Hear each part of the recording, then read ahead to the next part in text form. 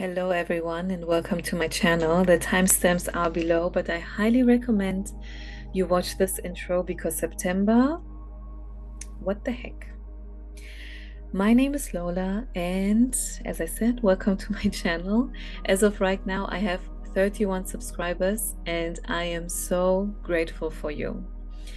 I have not uploaded in months, so there's a high chance that this video will only be seen by 2 people, and 2 out of those 2 people are me. But that's fine because this intro is recorded quite spontaneously. I did not take any notes or I did not write down any notes. I did not write a script or anything. And even recording this whole video is quite spontaneous because I did not plan to do another video for a while, and nothing makes sense to me, to be honest with you. Like, nothing makes sense to me. Why did I suddenly stop making readings months ago and now I'm back? Actually, I know why, because over the past few months I figured out what is going on, and all of this was basically meant to be. And don't you hate this message? Like, don't you hate it? You're listening to a Bigger Card reading and you want some kind of guidance or advice, and you just want to hear that, you know what, from now on, everything will be perfect. Your bank account will be full at all times. The person you're waiting for to message you is going to message you, and basically they're going to propose to you and whatnot. And then you hear something like, well, difficult things happen to you or are happening to you right now because they have to, for your personal spiritual development. It really sucks. It really does. And usually when we experience things like a spiritual awakening, it's over a long period of time. Yes, there can be one thing that triggers the awakening. That one thing can only be a second long. But then reflecting and understanding and all of these things take a long time. But I have been thrown through a loop. Is this correct English? I don't even know. From last Friday to today. Today is Saturday. And by the way, I'm not talking about Friday yesterday. I'm talking about last week. So let's say 7 days. Okay, so the last 7 days have been actual hell and back. And it is so crazy because some people have their spiritual awakening for the first time later in life, but for me it has always been here, or it has always been there. I've always seen things and felt things, and unfortunately those things were on the negative side, which is why I was very, very scared growing up. I'm not going to go into detail, but well, the nights were not easy for me, but well, I always had this connection to the spiritual realm. I always had it. So things don't really shock me that much. But what exactly happened over the past 7 days, Lola? Can you explain it to yourself? I mean, what is going on? So here's the thing. If this week or the past few weeks have been hard on you, that's not a coincidence. Most of us are going through this right now. I would actually say all of us, but there are always some people who just have it easy when others don't have it easy. But it also has to do with things not happening exactly at the same time for everyone. And of course, I don't wish bad or harm on anyone, because if you're feeling pretty good, then please keep going with what you're doing, because everything is fine for you. Don't be worried. Everything is all right for you. It just means that what is happening to all the other people just doesn't have to happen to you. It's not a lesson that you have to have right now. But for anybody else watching this right now, and once again, maybe it's just me watching this at the end, but that's okay, because this may be advice for you. Sometimes we just have to explain a situation like we are explaining it to another person, so it makes more sense to us. So what actually happened over the past 7 days? I'm not going to give you all the information, not all the details, but let's put it this way. There's something that I really, really, really wanted to happen, but it didn't. And even before I received the message that it's not going to happen, and the actual message, not the message from a spirit guide, I'm talking about an email. When I received the email that what I wanted is not going to happen, oh man, that was hard. But actually, the hard part was before that. It was before that.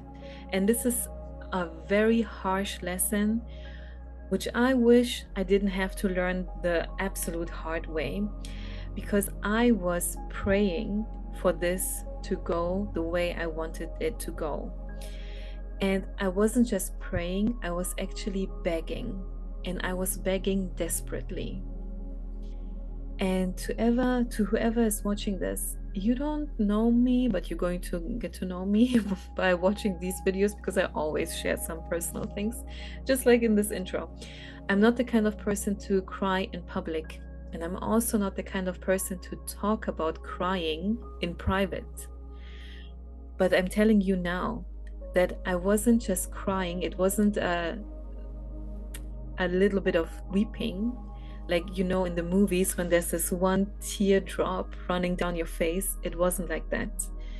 It was desperately crying on the floor, on my knees. Okay? I was crying on the floor, on my knees, begging instead of actually praying, begging God to give me what I want.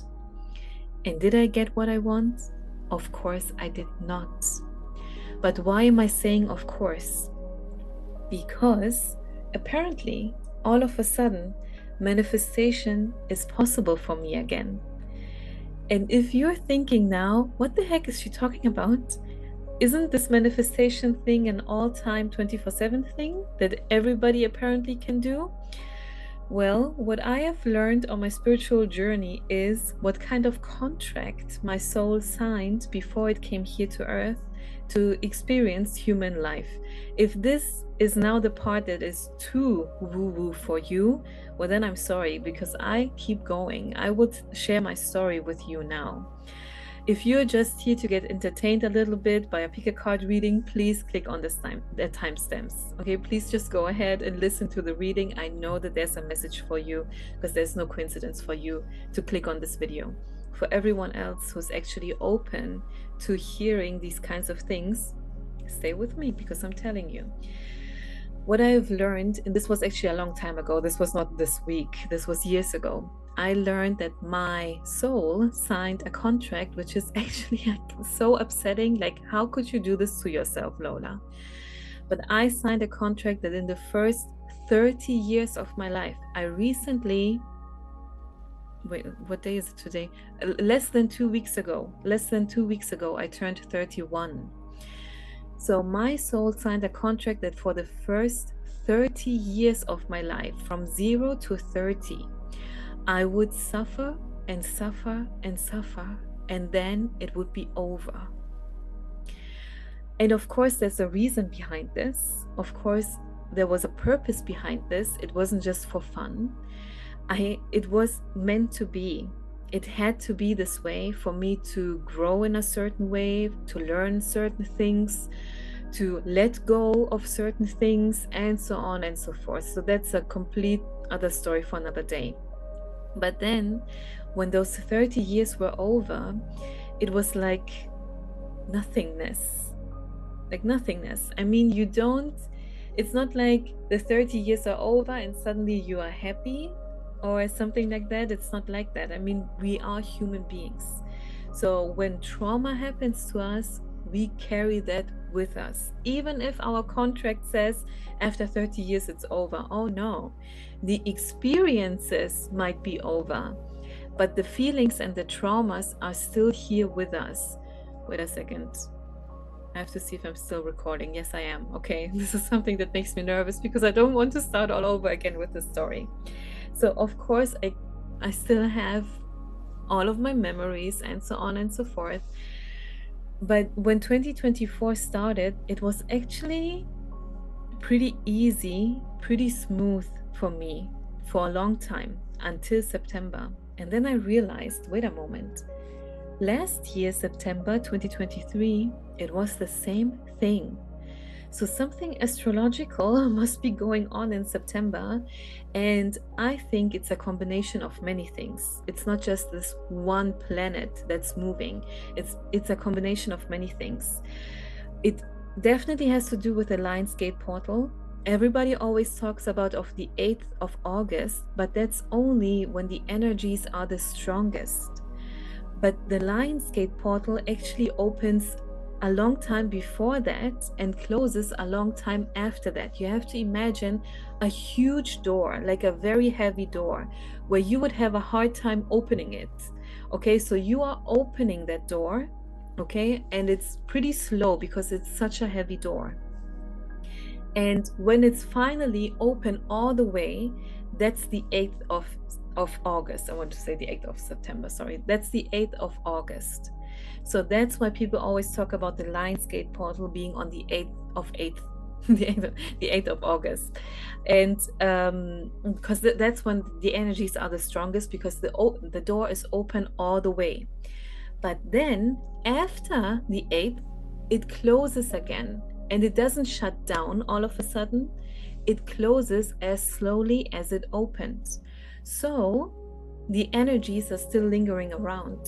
And also at the moment, we are just coming out of Mercury retrograde.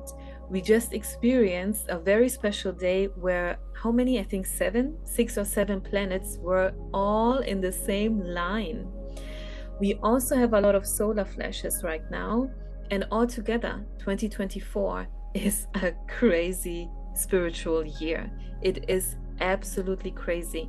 There are so many timeline jumps, and I just know that if you're watching this, that you have seen multiple videos of people talking about the timeline jumps, saying it is on that time, on that time, on that time. We cannot give you a date.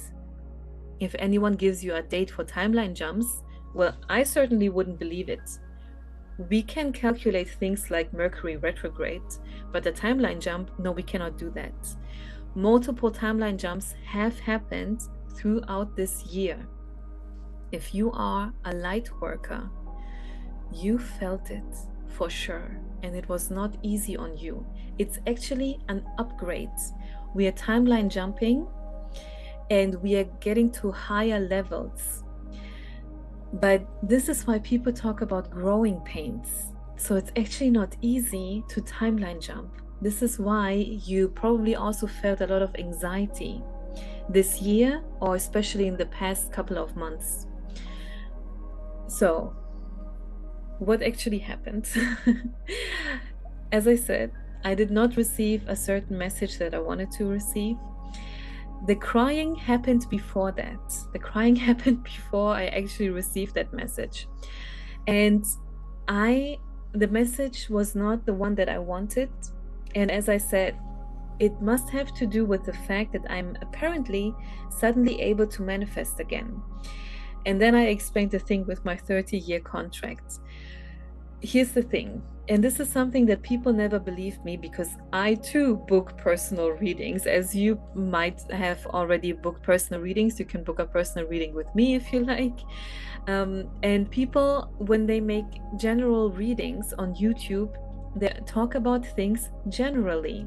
And generally speaking, manifestation is possible and available for every human being. And we are manifesting 24/7. We actually are. It's not just the moment where you sit down and decide to manifest now. You're actually manifesting constantly, which is why people always say, be careful of your thoughts. For me, manifestation was blocked for many years, and I'm not joking. People oftentimes don't take me seriously until I book a reading, tell them my story, and then they do say, oh no, that's not a thing, blah, blah, blah, blah. And then they lay down the cards, and then they see, oh no, it's actually true. Or astrologers. I also had personal readings with astrologers who also said it has to do with the astrology of your chart, because certain planets are blocking you right now, or blocking blessings to come in, and so on and so forth. So let's make it short. The past 30 years have not been easy, but I realized, like, I don't know, maybe 2 weeks ago. It really was just a short time ago, that manifestation apparently is possible for me again. And I'm still saying it like with a question mark, like what? Because it wasn't for such a long time. I just couldn't do it. It just wasn't possible for me. And I'm actually represented by the magician in tarot. The magician is actually a pro manifester, and it just wasn't possible for me. It just wasn't. And by the way, as I'm saying this, only yesterday, I think it was yesterday evening, I made a spread for myself. And that was the first time in years, that I had the magician card for myself. Oh, by the way, I said in years. I think it was at least 1 year, maybe more, but it was at least 1 year. But the magician card came out in a reading for me. And I'm saying this with, oh my God, with such an expression, because it is an oh my God moment for me. So when I realized that manifestation is possible for me again, of course, I tried to manifest to get my desired outcome of that situation. But because manifestation was not possible for such a long time, what was possible for me was praying. So that's what I did. I prayed. That praying turned into begging, and that begging turned into desperation. Desperation at a time where manifestation is possible for me again means I manifested desperation. And that's what happened in the past 7 days. And desperation is actually such a strong word, but it is the perfect word. Oftentimes we exaggerate when we talk, or we tend to use words like literally when things are actually not literally. But desperation is actually right on point. And when I received the message that I didn't want to receive, like the email that I didn't want to receive, I felt so defeated. But at the same time, I was also calm, because I had to wait for that message for a while. And at some point I was just like, just send me a message. Just let me know. No matter what it is, just let me know so I can stop thinking about this constantly and crying over this constantly, because I want it so much. And when I received the message, I was relieved for a moment, but it also had to do with the fact that I was outside. And as I said, I'm not a public crier. So when I came home, of course, the floods were open again. And I said to myself, I cannot live like this. I can't. I just cannot accept this decision. I cannot accept the decision, and I cannot live like this, because it's not just about this one thing, that one message that I wanted to receive. It's what was actually behind this, what my true desire was. So with this thing, and I know that it's so vague for you, because I'm not telling you what exactly the message was, but this is one thing that I don't want to share. Everything else right now is so personal, but this is that one thing that I don't want to share. But here's the thing. I still have. I mean, of course, it's been just 7 days. I have a certain desire. And this thing that I wanted was basically the key to this, the key to open the door to my desire. So this is actually just a tool. But what was a tool to my desire, but what is attached to that tool are so many things that go so deep. Because mind you, I just talked about the meaning of words. I said desire. I did not say a wish or a want. I said it's a desire. So this is really something that goes deep, that has to do with, I don't know, basic human needs, like feeling safe, and being able to be in a peaceful environment, and therefore being able to finally thrive and not just survive in life.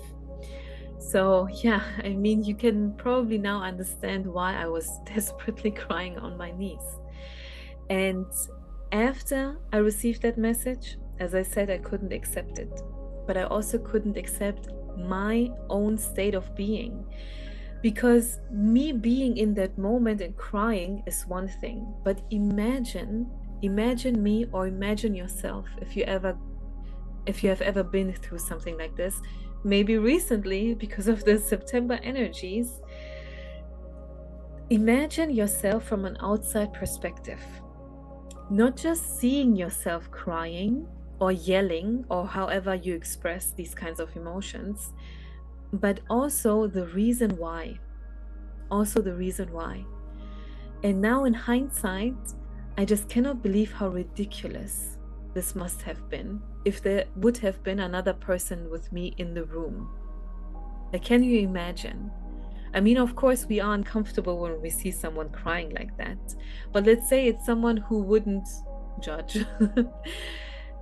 It's still like, oh my goodness, what the heck is going on? The world is not going down. Everything is fine. Everything is well.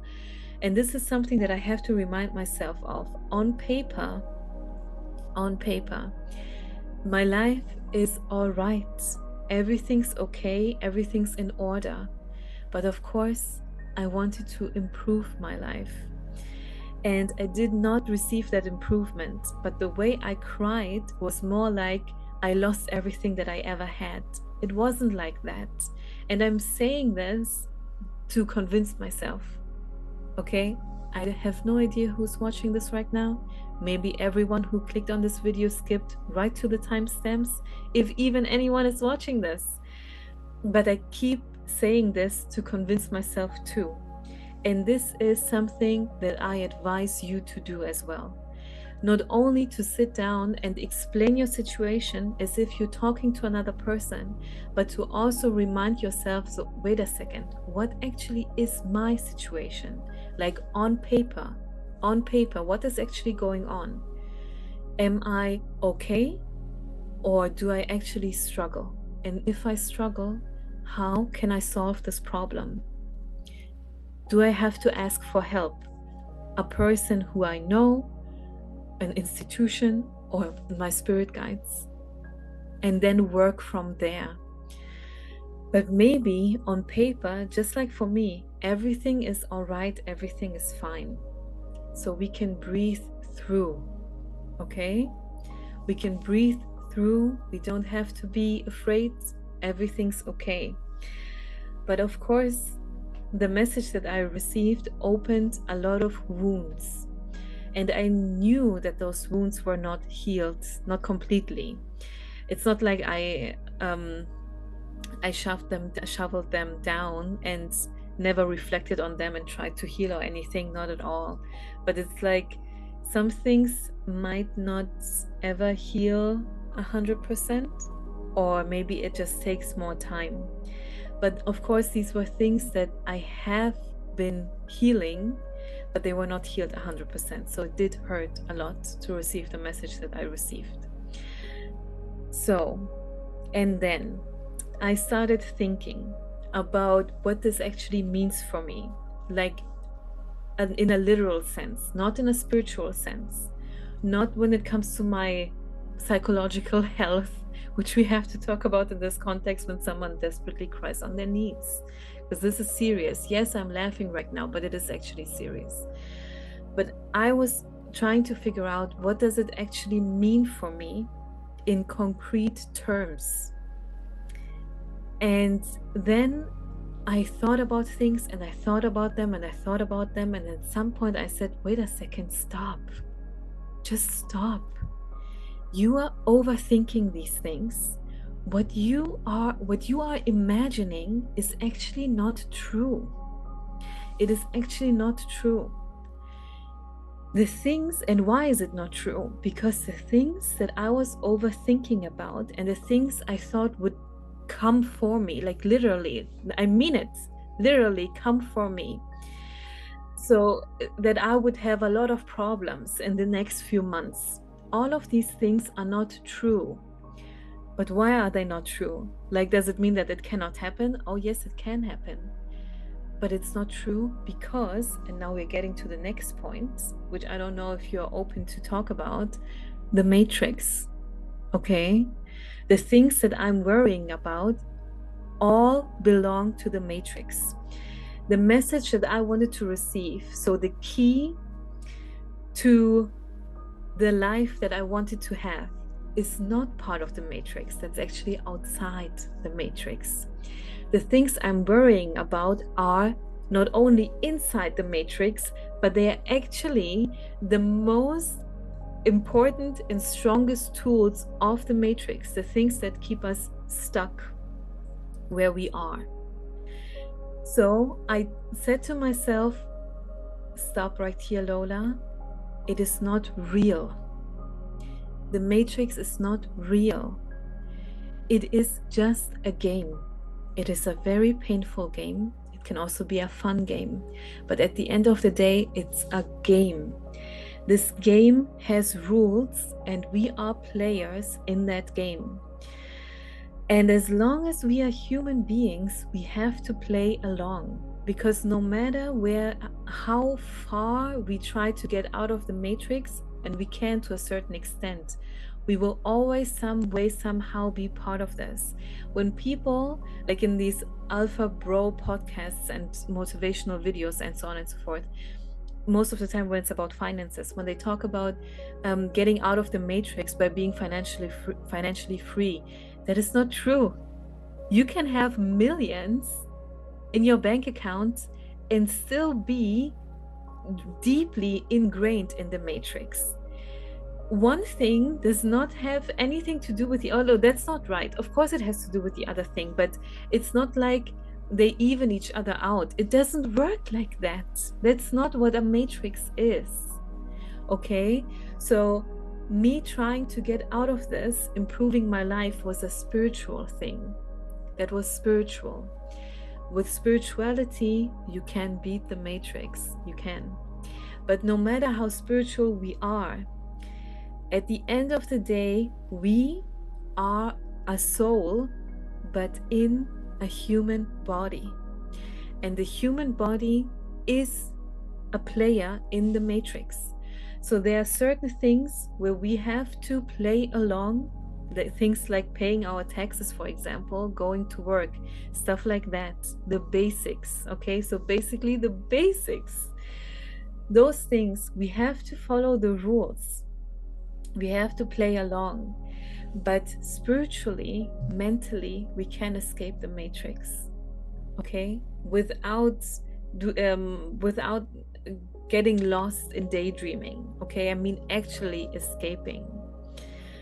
So what I had to tell myself, or what I had to learn, and what I'm also explaining to myself through this video, is what you're worrying about, Lola, is not real. It's part of the game. It is part of the game. Just play along.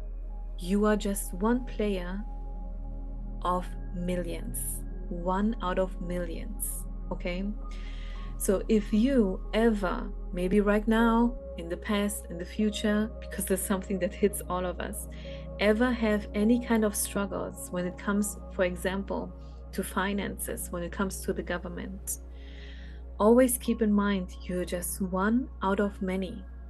You are just one out of millions. For the people working for the government, you are just a number. You are overthinking. You are worrying. You are thinking, oh my God, they are thinking of me 24/7 and try to figure out how to make my life even worse. This is actually not real. You are just a number in a computer program. And I don't mean this metaphorically for the matrix. I mean this actually. This is so difficult with all the terminology when we start talking about spirituality, the matrix, and the quote unquote reality. All of that in one video. So it is a bit confusing, but I hope you can follow along so far.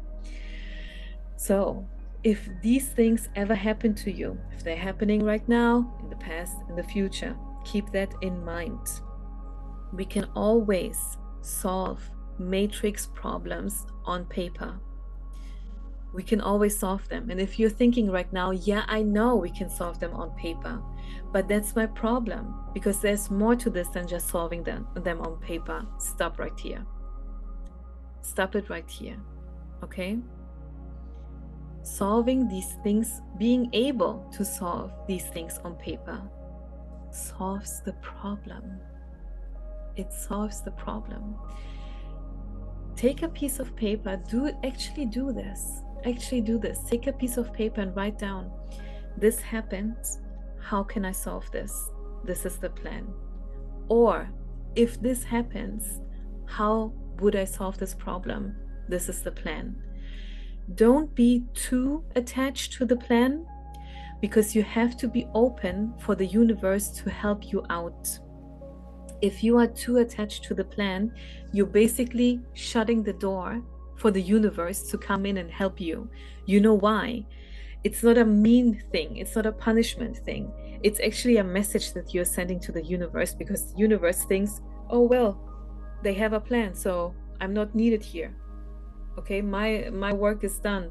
I can go and help someone else. This is the message that you're sending.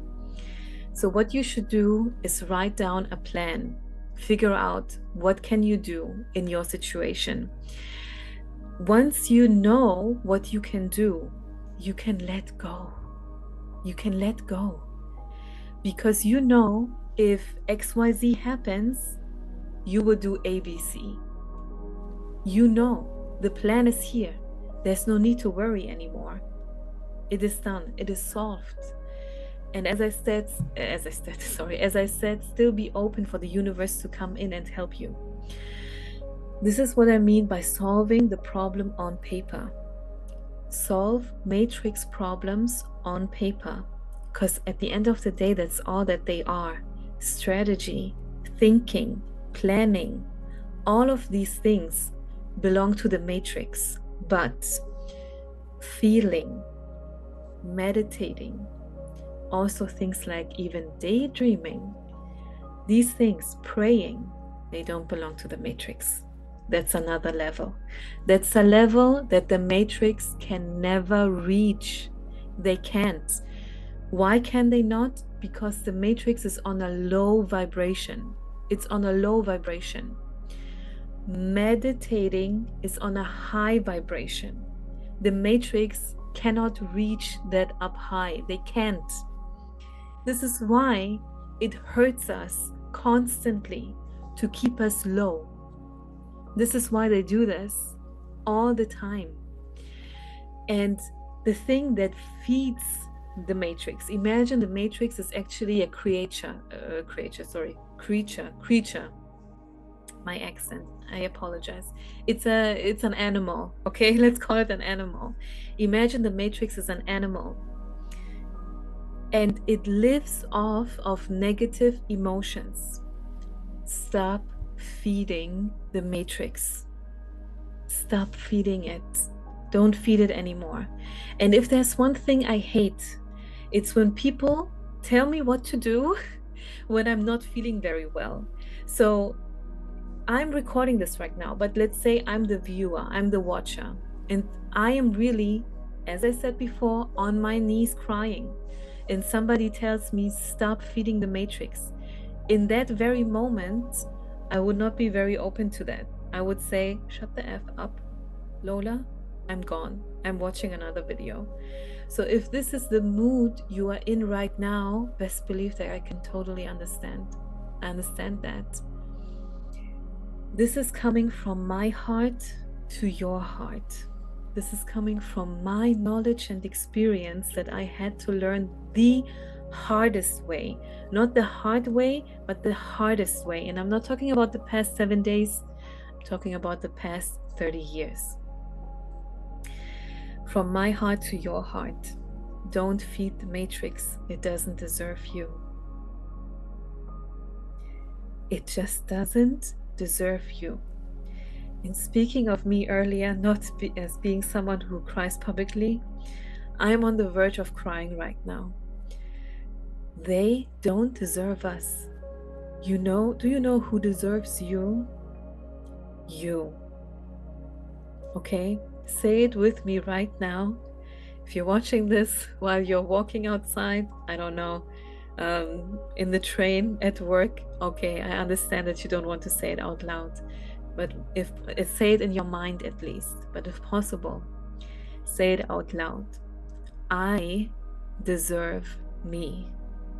I deserve myself with everything that I have and everything that I am. And this also includes negative emotions, because I'm not saying to eliminate all negative emotions and pretend to be happy 24/7. No.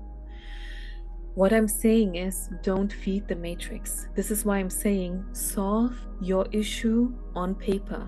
Because once you solve the issue, you can literally, like, if it's on paper, you actually have a tangible thing. You can push it to the side literally and say, I take you, my master plan, when I need you. Until then, I'm here for myself. And if you want to feel the feelings, do this. Because if there's one thing that can really cleanse us, that can really give us huge relief, it's actually crying. It is crying.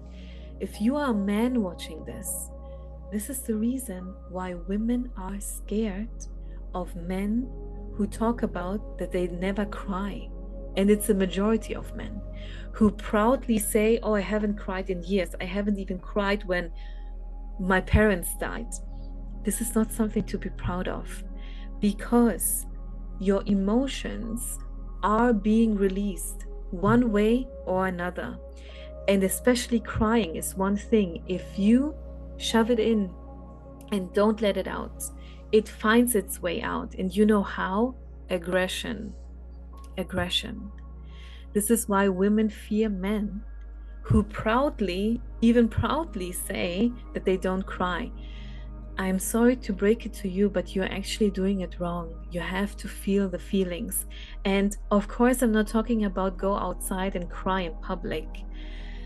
Do it alone, in your room, in your shower. Decide, really choose to watch a certain movie with the intent to cry tonight. Do that. You will feel so much relief. Because once again, let's go back to my story from the past 7 days. First, there was the crying. That was first. The begging was first. Me receiving the bad message was on the next day. And me being completely lifted from this crying was another day after. Completely lifted, I said, completely freed. And that's also not correct. I wasn't completely freed, but I was freed. So something happened between day 2 and day 3. That's another thing. It wasn't just the crying that helped me to get rid of the crying. It was actually something else. Because once again, as I said, I just couldn't accept the fact that I received the message that I received. So I went on to Etsy. Yeah, I'm actually telling you right now what I did. I went to Etsy and looked for all the spiritual shops and the kinds of things that they offer. And there are things that you can do, like cleansing rituals. So you can actually call somebody, you can purchase this. You can have a Zoom call, a phone call. It can be on paper. It can be them doing this ritual for you and then just texting you, I did it. You should feel better in the next few hours. Yes, this is a thing. I mean, tarot cards, I'm looking down because all of my tarot cards are here on my desk because I'm about to do a pick a card reading. Tarot cards are just one tool out of many. Just one tool out of many. So I actually purchased one of these practices, and as far as I'm concerned, and this is the crazy thing, I have no idea what happened. As far as I'm concerned, the person who I purchased this thing from did her ritual like 2 days later. I just did my purchase. It was in the middle of the night. Then I went to bed. I went to sleep. The next day, I felt so good, like I haven't in a few months. I don't know how long, but a few months. 2 days ago, I was desperately crying on the floor. And suddenly I felt so good. And this is the thing where I'm saying it is so crazy, because as far as I'm concerned, she did not do her ritual until another day. So maybe this is, so I'm trying to rationalize it. I'm not rationalize it, that's wrong. I'm trying to understand what actually happened in the meantime. And I think the most important thing is the intention that I said. Intention is so strong. It is so strong. You don't need all of these fancy things, or most of them. You don't need them. Intention is so strong. Me going to Etsy, trying to find relief of what I'm going through, that alone, I guess, opened the door for me to receive relief. It sounds so strange, but yes, it is something that we receive. Or this person actually did do her ritual before that. I don't know. Or maybe she just put blessings or something like that on all the pictures that are on her Etsy store. This is something that's very much possible. We can bless pictures. We can also curse pictures. That is possible.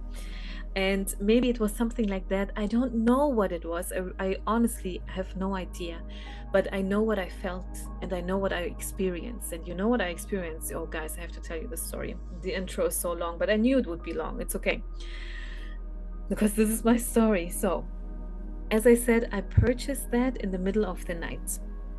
Then I went to sleep. Now, here's another thing that you don't know about me. So I'm telling you right now, I have been struggling with sleep my whole life. Really, starting from childhood until one, there's hardly ever a night where I actually sleep through. And most nights I'm not able to sleep 7 or 8 hours. It's far less. Okay, not far less. I had really a long period of my life where it was far less. But now it's less. Or what also happens, like as some kind of, I don't know, like a way of working against this, is where I sleep way more.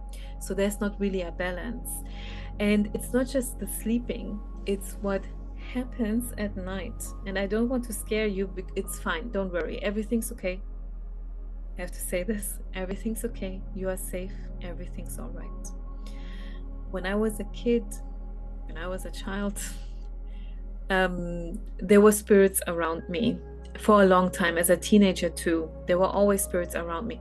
Actually, why am I talking like this? In my childhood, when I was a teenager, it was always like that.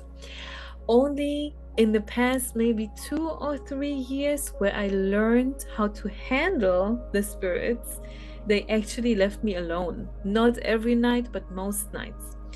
And on that night of my purchase, I realized that I have not been bothered by spirits for a very long time. Why did I realize that? Because I suddenly have been bothered by them again. In case you want to know, in case this is a problem that you have, by the way, when I say spirit, I'm talking about good and bad, which is something you might not have expected, right? You probably thought I'm only talking about negative things like ghosts or whatever. Oh no, the good spirits can bother you just as much as at night. Yes, they can, because you probably called them in. You probably called them and you didn't even realize. You probably asked for help some way, somehow, and then they showed up, and then they made themselves seen. Like maybe you are able, maybe you have the gift of seeing them. It's not always a gift, I know, but most of the time they make themselves known by feeling. You somehow feel that they are here. So it's for the good and the bad. Guys, what do you think us tarot card readers go through every time we do a reading for you guys? We call in your spirit guides, and the gifts are different. Some of us are clairvoyant, some of us are clairaudient, and so on and so forth. But some way, somehow, we feel them around us.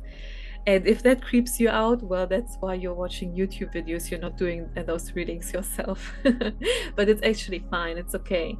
So anyway, even the good spirits can annoy you when you want to sleep at night. What I learned is just a strong, really a strong, don't be afraid, everything's okay, a strong go away.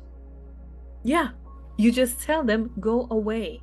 You can, for dramatic reasons, or you just can, if you want to, open the window. I do that often.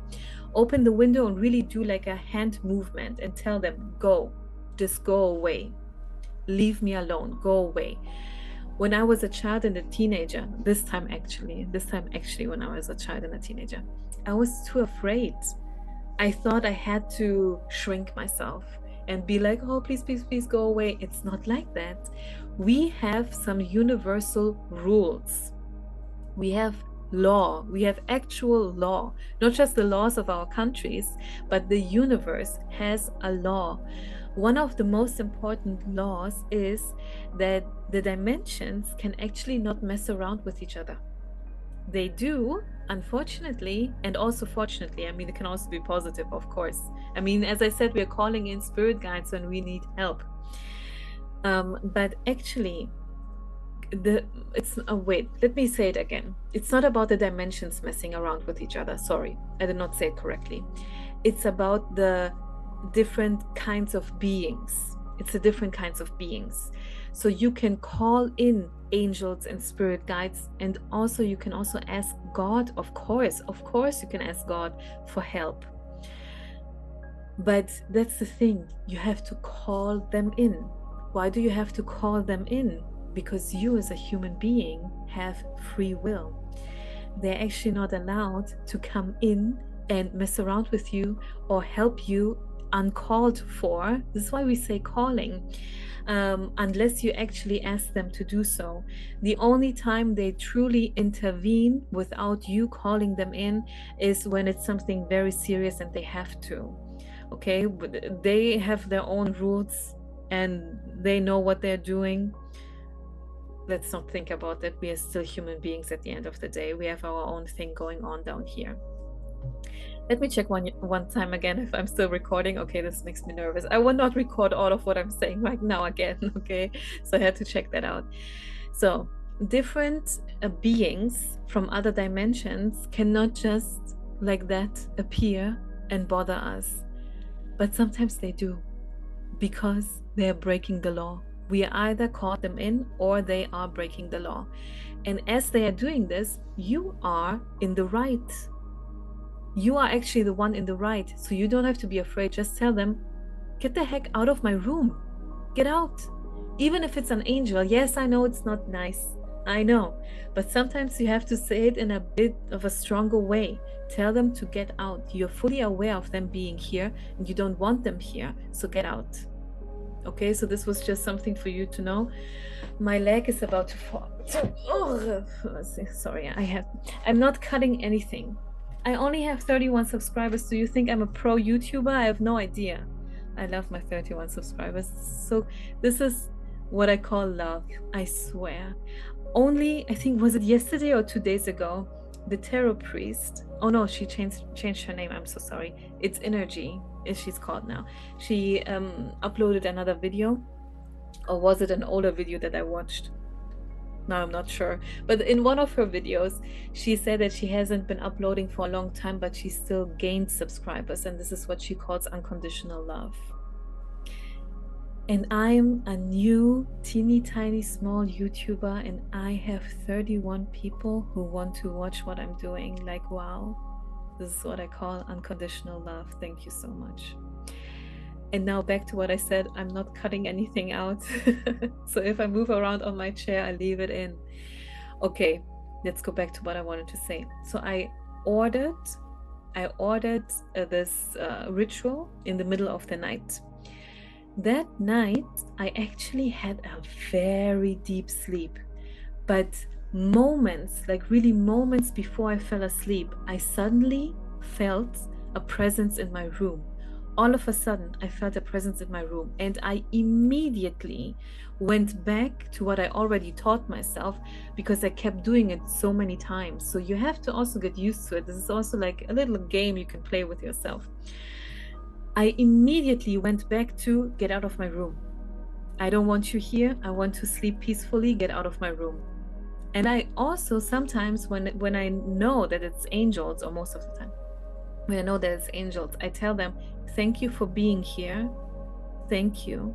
but I want to sleep in peace, and I can't when you are in my room. So please go. Please go. Okay, so you don't have to be so harsh. You can also be nice. But this is what I did. And then another few moments later, I was like, wait a second.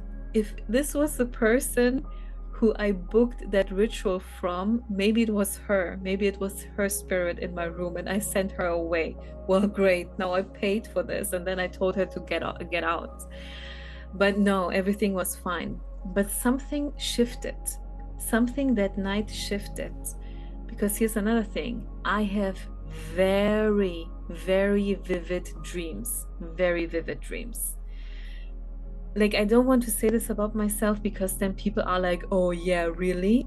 But the truth is, they are even on the prophetic side of things when it comes to some of the messages that I receive at night. We don't want to say these things. I'm not fake humble or something like that, because it's really not that as cool as you think, receiving prophetic dreams, because you have the responsibility to handle that information that you have received. So, I mean, it's a pretty serious thing actually. But all in all, I have very vivid dreams. So I was dreaming at night that I walked past my kitchen in the middle of the night. I did not actually pass the kitchen. It was in my dream. And every time I walk past the kitchen, I look at the clock on the oven. And the clock is actually not correct. The time on the clock is not correct. Because every time, for some reason, when the oven just stopped working for a few seconds, it just starts all over again at 0. So the timer is actually not correct, but we just never fixed it. We left it the way it is. I say we because I have roommates. I don't even know how spiritual they are. I'm open on YouTube. I have no problem on YouTube, but when it comes to people who I know personally, I have to be really close friends with you to tell you how many tarot cards I actually have. And there are a lot. I have all of them right here in front of me. I cannot move the camera or I would show you. So I don't know how spiritual they are, if they actually know about these things, but I decided to leave the clock the way it is because of angel numbers, because of numerology.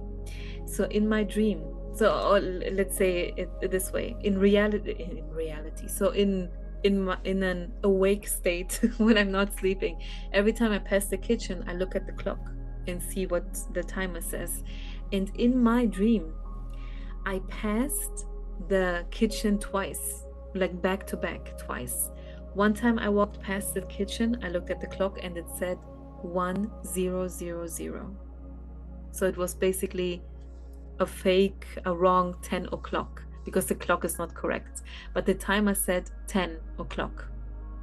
And then when I passed the kitchen again, it said 10:10. So it was 10 past 10. We have to see everything in context, but in general, in numerology, I'm saying this, okay? We have to see things in context because it's not always the same. It's 122 on my clock right now, and now it's 1221. So now it's a mirroring number. Sorry, I scratched the microphone. Can you see this? I don't know if the camera is flipped when I'm recording. Sorry, I don't know. Maybe it looks like a 5 to you, but no, it's 1221. So it's Sunday now. What was I saying? See, I told you I'm not cutting anything out. I am so sure that at this point I'm the only one watching this and I'm actually talking to myself, but it's okay.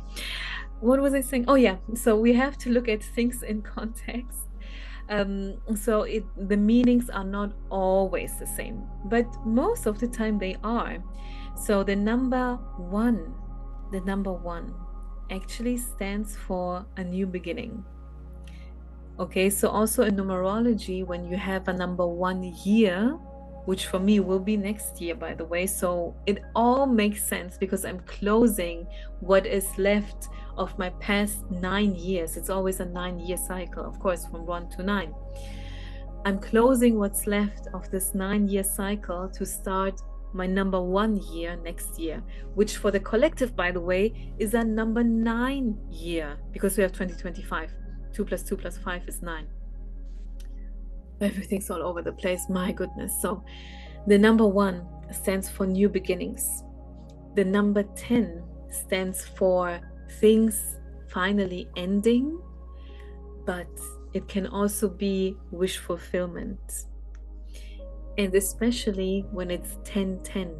So first, I only had the number 10, 1000, and then I had 1010. And I booked a ritual regarding the situation, something that I really, really wanted, but unfortunately didn't receive. And then at night, I see those angel numbers. I do not believe in coincidences. I really don't. The next day, as I said, I felt so good. I felt so positive. And then, of course, I mean, we are human beings. It is how it is. As the days go by, the worries come back, the overthinking comes back, the planning and the doing and so on and so forth, all of that comes back. Just like you, if you have tarot cards at home, just like you, I tend to shuffle and shuffle and shuffle for myself. I don't have the problem ever in all of these years. Yes, I'm new on YouTube, but I'm not new with tarot. I've been actually doing tarot card readings for 5 years now. If you like, you can book a personal reading with me. So for myself, I have this problem. For other people, I don't. For myself, I shuffle and shuffle and shuffle. It's like I cannot ever have enough answers to my questions. Sometimes, or most of the time, I ask for something, and then I have my whole card spread, and then I take all the cards back, and then I ask the same question again just to see if the same cards come out. Yeah, my spirit guides still love me, I guess. I think I'm a bit difficult for them, but well, so far so good. It's okay. So to sum all of this up, the longest intro ever, why have I told you all of this? Why? I heard, like, from people around me on the internet and so on and so forth, that September, or the past few weeks, like August as well, has been quite hard. It has. But why is all of this happening? We are, and I hate this, like, why can't we just have this fuzzy, wonderful life, like live in the clouds and lay on grass and so on and so forth? I have the same wishes as you. But unfortunately, we always have to learn things the hard way. Things always have to happen the hard way. So one thing that I also saw often, like the algorithm knows on pages like Instagram, for example, are things like, you had to be put in such discomfort that you would finally make the decision to leave or to change something. And this is exactly what happened for me. And unfortunately, because of the way that my life has been so far, I am used to a lot of discomfort, so I can bear a lot of discomfort. In fact, if it's not uncomfortable, it feels like something weird is going on, like it doesn't feel right, because I'm used to the discomfort. So if the universe wants me to change, it has to make it really uncomfortable, like really bad. It has to make it really bad. Best believe it is normal to cry. It is not normal to cry desperately on your knees, on the floor. It is not, I want to say it is not okay. It is okay, but it's not normal. Like, looking at myself, as I said before, from an outside perspective, what the heck is happening in your mind, Lola? You're not crying because of something spiritual, something mental, mental is the wrong word, sorry. Something when it comes to yourself. You are crying over something that the Matrix does to you. We cannot allow this to happen. It is the purpose and the whole entire existence of the Matrix to hurt you 24/7. If we give in, we would also be crying 24/7. Absolutely not. Like, hell to the no. No, we are not feeding the beast anymore. Should we have a problem, we solve the problem on paper and then we push the paper to the side. until the moment we need it again. And in the meantime, we do what actually matters, which is to develop our spiritual self, to improve ourselves. And by the way, to make this clear, it doesn't mean to just sit around and meditate all the time. Developing ourselves can also just be sitting down in a chair, drinking your favorite tea, reading a book, go watch a show. It's okay. You know why? Because you're calming your mind. You're calming your mind. As I'm saying this, I'm thinking of Emily in Paris. You know why? This is actually, thank you, Spirit Guides. Thank you for sending me this message. I get they send me message all the time through movies and TV shows, but this is actually a bit different right now. A few days ago, I think it was, I don't know, maybe also a week ago, I watched a reading from Sun Love Stars, a big YouTuber. Sun Love Stars, I'm sure you have seen videos from her before. And I don't even remember what the context was. She talked about Emily in Paris, and she said, I know a lot of people don't like the show, but I actually love the show. And I never thought of watching the show. I was always like, no, I don't want to watch this. This is just another fashion show with drama, because she's just changing her outfits in every scene, and the show itself will probably be completely meaningless, and so on and so forth. But the moment she said that in her reading, I was like, Emily in Paris. And then I started watching Emily in Paris, and guess who's almost done with season 3? It's me. And it has only been a few days. We need these things to calm ourselves, but not distract ourselves. That's not the same. What is the difference? Calming ourselves, that's what you do after you made your master plan on paper, where you still leave the door open for God, the universe, the angels, the spirit guides to come in and help you. When you did your plan on paper and you put it to the side because you know that in case you need it, you have it, then you can calm yourself. And you can just do something that you like. Go out for a walk and do nothing else, or go out for a walk while listening to your favorite music, while listening to a podcast, while listening to a YouTube reading, while listening to Lola talking about deeply personal things for about an hour, or go out with a friend. Do the thing that people always say on social media, which is to touch grass. I mean, there's something about it. It grounds you.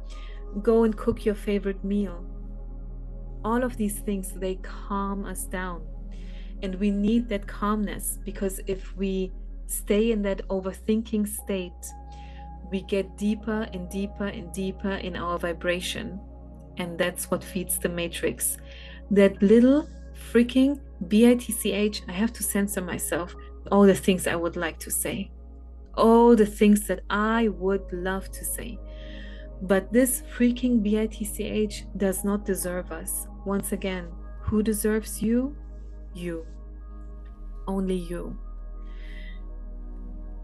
So, we calm ourselves in order to get back up from that low vibration.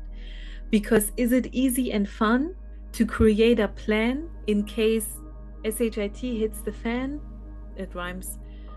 No, it's not. So in order to calm yourself again, so to raise your vibration again, to give your nervous system a sense of safety and security, do something that you like. Distracting, so the other thing, the bad thing, distracting is when you do all the things that you like in order to not care about your problems, to ignore the problems. But you know for a fact, you know that the problems are so loud. They are so loud in your head. They are so loud, which is why you have to distract yourself. And this is something that gets your vibration lower and lower and lower. And you may be watching Emily in Paris, and it may look like you are actually relaxing from an outside perspective, but inside, there's so many things going on. Inside, you're actually debating with yourself, thinking about your problem. That's the difference between calming yourself and distracting yourself. From an outside perspective, it looks like it's the same, but you know from an inside perspective how it feels and what it does to your brain, all the conversations you have with yourself in your head. So, at the end of the day, the Matrix is a game. Yes, we are players of that game, but the Matrix does not have all of us. We have a soul in a human body. Our soul does not have to be tied with the Matrix. Your soul can escape. Your soul, maybe it already escaped, maybe it's already out. Your body is here. Yes, that's the case. But well, it is what it is. It's okay. We can handle it. We are fine. We will be all right. The Matrix can also do good things. It can also do good things to us. This is why people have millions in their bank account and are still part of the Matrix. And it's okay. It is okay. But don't feed the beast. If you, for spiritual reasons, for your own development, for whatever the heck happened, whatever it may be, some kind of situation that happens, like with a friend or something like that, you are sad or angry, that is different from feeding the Matrix, which has systems in place in order to keep your vibration low. I gave you the example of the government. For them, you are just a number. But when you think of them and allow them to ruin your day, your week, your month, your year, your whole life, you are turning them into your whole world. You are just a number for them in a computer program, somewhere written on a document. You don't even matter to them at all, in the slightest. They don't care about you. Don't you know that every time you call a certain institution, you have to give them your number? The number whatever, like social security number, for example. You have to give them a number.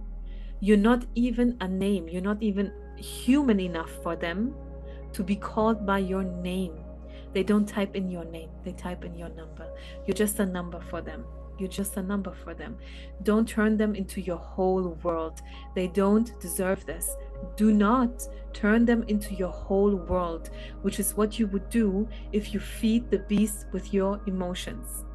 Solve the problem on paper as fast as possible so you can push it to the side and calm yourself. Just calm yourself down. Calm yourself, okay?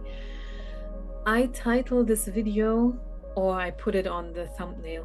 I don't know if it will be the title or the thumbnail. You will know by the time you're watching this. We will survive. We will survive. And the following pick a card reading is for your spirit guides or your higher self's advice on your current situation. Something is going on. It may be good, it may be bad. I have no idea. We will find out. I already have the 3 significator cards for the 3 groups, by the way, but I will blend them in also in a moment so you can choose. It's also the 3 cards I use for the thumbnail. We ask the spirit guides, your higher selves, whoever picks up our call, an archangel maybe, if we're lucky, to give us advice on your current situation, whatever it may be. If you are one of the lucky ones at the moment who has it pretty good, then we still ask for advice. Like, what can we do for things to stay this way or to even improve? So don't worry, just because me, your girl Lola, has experienced these things over the past few days, and a lot of other people as well have it hard in September, doesn't mean that we all have to, and it doesn't mean that you are doomed to experience these things in the upcoming days or something like that. Okay, don't worry about it.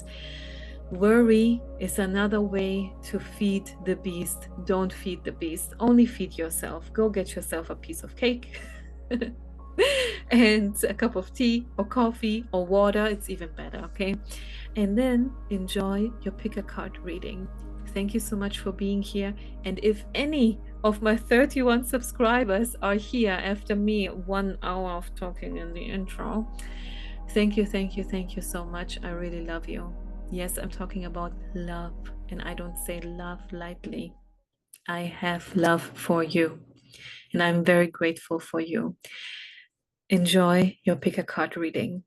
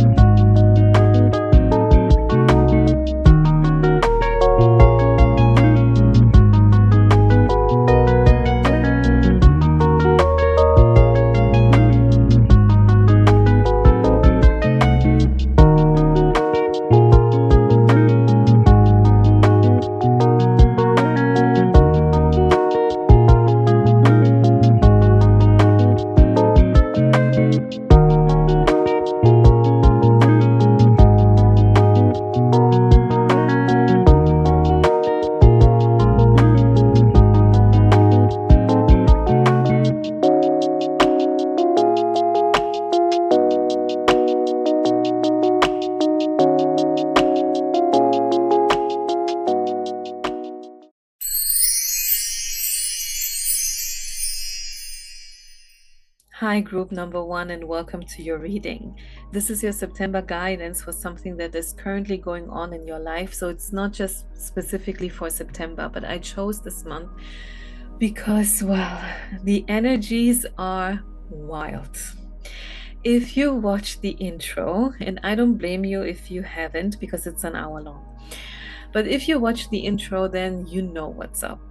If you haven't, well, then it's because you want to go straight to your device. And I shuffled the Moonology cards.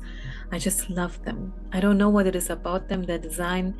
It reminds me of the movie Dune. I think they're just so beautiful. Anyway, I shuffled them to get one card each for every single group, and this is your cards, group number 1. It is in a different language. I translated for you, of course. Your spirit guides advise you to slow down. They advise you to slow down. I shuffled all of your cards off camera, and let me tell you, group number 1, they came out flying. They came out flying. So your spirit guides really, really want you to give this advice. There are absolutely no coincidences. Like, are you kidding me? I said it once or twice during the intro, but I said another time in case you haven't watched. At this moment, as I'm recording right now, I have exactly 31 subscribers. Now imagine how funny it would be if I lose subscribers when I upload. Okay, anyway. So right now I have 31. If you came across this video, do you really think it's a coincidence? No, absolutely not. As I said, I already shuffled your cards, so I know your situation. It is definitely a love reading. If you clicked on group number 1 and you don't have anything like that going on in your life right now, but you are sure that this group is your group, then you have to adjust it to your situation. The cards really speak of love, romance, relationship. They really do. But if you are sure that group number 1 is yours, then you have to adjust it, as I said, to your situation, because maybe the love is referred to something else in your life, not another person, or not a relationship, not a romantic relationship, but maybe a friend or something that you want, something that you really want. But to anyone else, in case you need advice on a love situation, you're right when you clicked on group number 1. And guys, I told you I have a lot of cards, and this is just from one deck. I have more on my desk right now. You cannot see it, but I can see it. So it's like a fan. I think I also have the tea leaf card of a fan for you. Well, we will see. Okay, so now I know why your spirit guides tell you to slow down. You are currently with someone, a relationship, a situationship, dating, whatever the exact situation may be, or the exact title may be. You are pushing forward, the other person is not. It is really obvious looking at your cards that you want more more and more and more from that person. And that person, believe it or not, wants you too, but not at your pace. So that's why I'm saying pushing. You're really pushing forward, and the other person is not. So this is why your spirit guides tell you to slow down, because I also asked about the other person, and I asked about this relationship. Is this the real deal? What is going on? Or is this just a crush? I got the soulmate card for you. I got the soulmate card for you. So group number 1, it is the real deal. It is. And this is why your spirit guides are telling you to slow down, because otherwise you're going to ruin a good thing. And it seems like I just have to be straightforward. Okay, this reading will be very long anyway. And if I talk in circles, it's not going to help me. It's not going to help you. It's not going to help anyone. So I'm just straightforward and tell you that a little bit of damage has already been done because of this hard pursuing that you're doing. In your mind, this person is your person, and you are right about it, group number 1. Your spirit guides are saying the same. So it is true. This card says only you, devoted, attached, crave. And this is the thing. It's attachment. It's very strong attachment. You crave this person so hard. But the problem is that it pushes the other person away. And it's not them feeling the ick or something like that. It is not that. It's actually something else. We will go through these oracle cards from this deck. It's the Heart's Hidden Secrets. After that, we will go to the tarot cards, and then you will know why. Then you will know why they don't give back as much as you give them. Okay? There's a reason behind this. So this is also a reason they are walking away, and you keep walking towards them. You keep walking even more towards them, and you keep pushing even more because they go back even more. So you are trying to close the gap between you guys. There's a gap between you, and you are trying to close it instead of letting them also come a bit towards you, and not just you doing all of the work. So we also have the card of the Divine Masculine, and I think it refers to the other person. And this is why you feel like this is the real deal. The concept of femininity and masculinity, not only in our quote unquote real life. I talked a little bit about this certain real life in the intro, in case you're interested. This concept is not only important in our real life, but also very important in spirituality. It's like magnets. It's like magnets. Masculinity does not attract masculinity. Masculinity attracts femininity, and the other way around, of course. So this is why you feel like, oh my goodness, this is everything I ever wanted. This is the perfect person for me. Because this is a true divine masculine with actual masculine energy, a provider, a protector. So everything that you crave, I'm saying crave, like the first card said, everything that you crave. You guys, I don't know right now because I think I messed something up with my camera, if the picture is flipped or not. So maybe you cannot see it properly. I don't know. Maybe for you it's the other way around because it's flipped. I don't know, but I read it for you so you know. And it also says yang.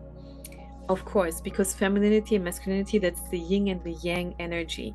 So it feels like you fit perfectly together. But that's where your confusion comes from. Like, why does this person not go for me as I go for them? Why is that? As I told you, we will get to it with your tarot cards. Once again, we have craving and aching. So you have the same again. You keep getting confirmation, not just with these oracle cards, with other cards as well. It says longing, craving, aching, wanting. You want this person so bad, and I feel you, group number 1. I feel you. If I find my divine masculine, I would be the same way. I would need this kind of reading too for my spirit guides to tell me to slow the heck down. And by the way, now this is the 3rd time that I'm doing this, but there are no coincidences. Once again, I'm referring to the intro. because I told a very personal story, which I did on purpose, not just for entertainment reasons, but on purpose. So you can understand through my situation what the September energies actually are and what all of these shifts are, what actually is going on. And it seems like that your situation is very similar to something that I experienced over the past 7 days. For me, it was not a love situation, it was something else, but the outcome or the surrounding feelings, the circumstances, that's what I want to say, the circumstances seem to be the same. So my story might help you.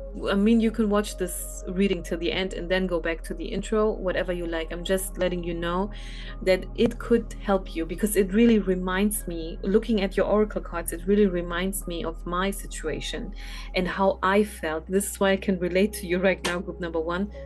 Sorry, that was my chair. Even though I'm actually not in this love situation. So for this card, it came out, but together with another card, with this one. So I wasn't sure if this one was meant to be. I put it back in the deck. Then I shuffled again, and I wasn't really shuffling for seconds. I was just doing this one shuffle, and the card came out again. So yes, it was absolutely meant for you.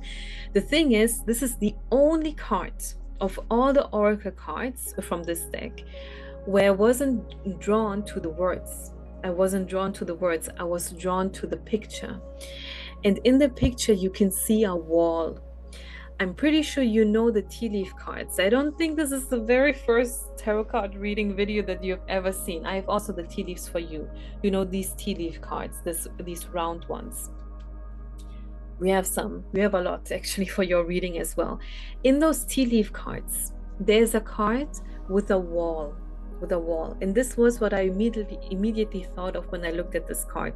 Not the words. Don't look at the words. I mean, the words could, of course, also be applied to your situation. But here for you, the important thing is the wall. The wall talks about a long, difficult journey. This is a long, difficult journey. You are going to, if you're not already, you're going to have to stretch yourself. And I think you're not doing it already. And if you're thinking right now, like, what the heck, Lola? I'm giving and giving and giving, and I'm doing and doing and doing, and you are like, oh, you're not stretching yourself. No, the thing is, you are supposed to do the opposite of what you're doing. Because what you are doing also has fundamentally do with you and your life's experiences. There's a reason why you keep pushing, why you cannot let go of this person, why you cannot give them room. It most likely has to do with your attachment style. And as it always is, our experiences, probably already from childhood or sometime in our youth, or maybe something recently that happened in a previous relationship. So when I tell you to stretch yourself, it means you have to get in an uncomfortable situation, and the discomfort comes from you doing something that you usually don't do, which is to give the other person room and to stop pushing. You think if you stop pushing, you're going to lose them, but actually the opposite is the case. The opposite is the case. So you are hoping for this to work out. You're probably, I don't know what you're doing, maybe scripting, writing down, constantly writing down that this person is yours, for example. And you have so many hopes and expectations when it comes to this relationship that you are willing to do the work only to experience those things. When in reality, in your heart of hearts, you actually don't want to do the work. Be honest with yourself, group number 1. You want your person to do these things. They are the divine masculine. So the masculine gives, the woman, the feminine receives. Yes, I purposefully changed from women to feminine because it doesn't have to be necessarily the same.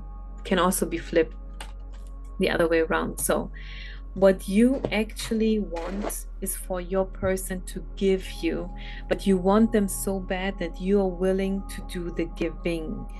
And here we have another card before it wasn't like that, because I was just saying this one with the wall was the only card where I felt drawn to the image and not the words. But now, as I'm looking at this card, it makes more sense to me.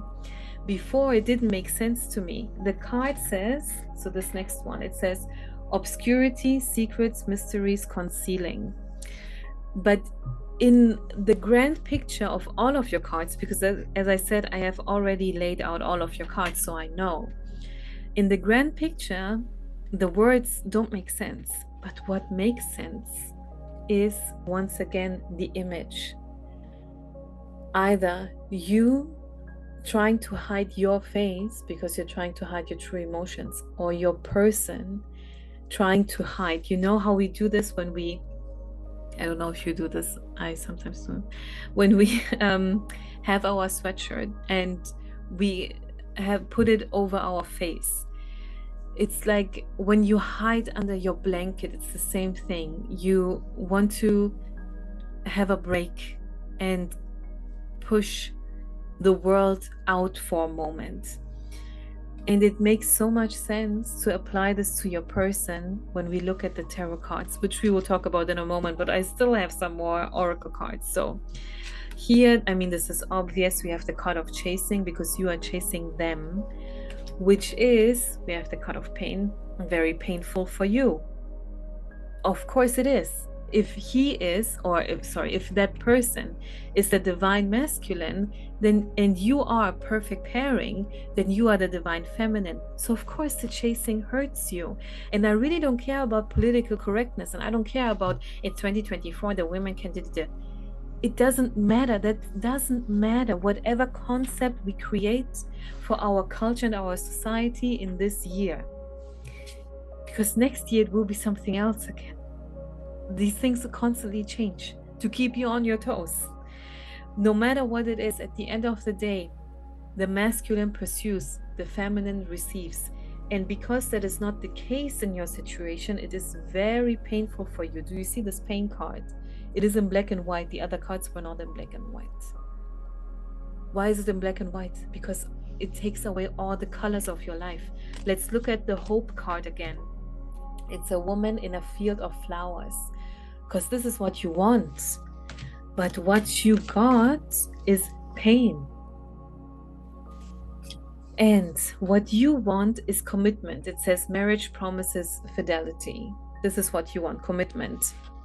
And now I also understand why you are so attached. It's not just this masculine thing. It's not just the soulmate thing. There's another thing. These were the last two oracle cards of this deck. They came out together. They came out together. So, as I said, no coincidences. We have the card of pride and intimacy. So you and that person have been intimate already, most likely physically, because this is what I assume. But it can also be that you had very deep conversations about very personal things. So this could also be the intimacy that the cards are talking about. And because you shared yourself with that person intimately, may it be physically or not, pride is involved. Now pride is involved. If you are a woman, and now I say woman, not feminine, not the divine feminine, now I actually mean it with woman. If you are a woman, it is a bit different for you, because spiritually speaking, when women sleep with a man, and you don't have to even go all the way, just being physical and doing stuff is enough already. But of course it's amplified if you actually go all the way. When women do this, they create a court, and that court lasts 9 months. Is it a coincidence that pregnancy is also 9 months long? No, it is not. No, it is not a coincidence.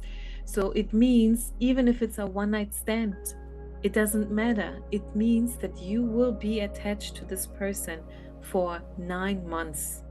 And every time you sleep with them again or are physical with them again, the clock will start at 0 again. Okay, so every time it's another 9 months. they don't add up. I mean, the clock, it starts again at 0. Okay, so now pride is involved, and them not them not giving you what you want, and you being the one pursuing them, obviously, of course, hurts your ego, just like everyone's ego. It would hurt my ego. It hurts my ego just talking about it. So this is the current situation, and this is why your spirit guides are telling you to slow down. Now let's get into your tarot cards for you to understand why your person is actually doing this. And I'm telling you right now, so after the tarot cards, and you can see if you're looking at the screen right now how many I have, even more than the oracle cards. After the tarot cards I shuffled, by the way, I have even more tarot cards from 2 other decks, but first we talk about these. After that, I shuffled the Romance Angel Oracle cards, and what came out was the Soulmate card. So we are not talking about an F-boy, someone who hurts you deliberately. We're not talking about that. We have a very different situation going on. Oh, wait a second, I have all of them in my hand. I have to put them back on the desk so I can see the whole picture. I'm sorry, my desk is very small. I don't have the space for all of these things to do at once. Okay, I have even more in my hand, but that's okay. I know what the cards are, and I will lay them out. Sorry, my nose is itching. I will lay them out as soon as it's time for it. Okay, great. Now I remember everything.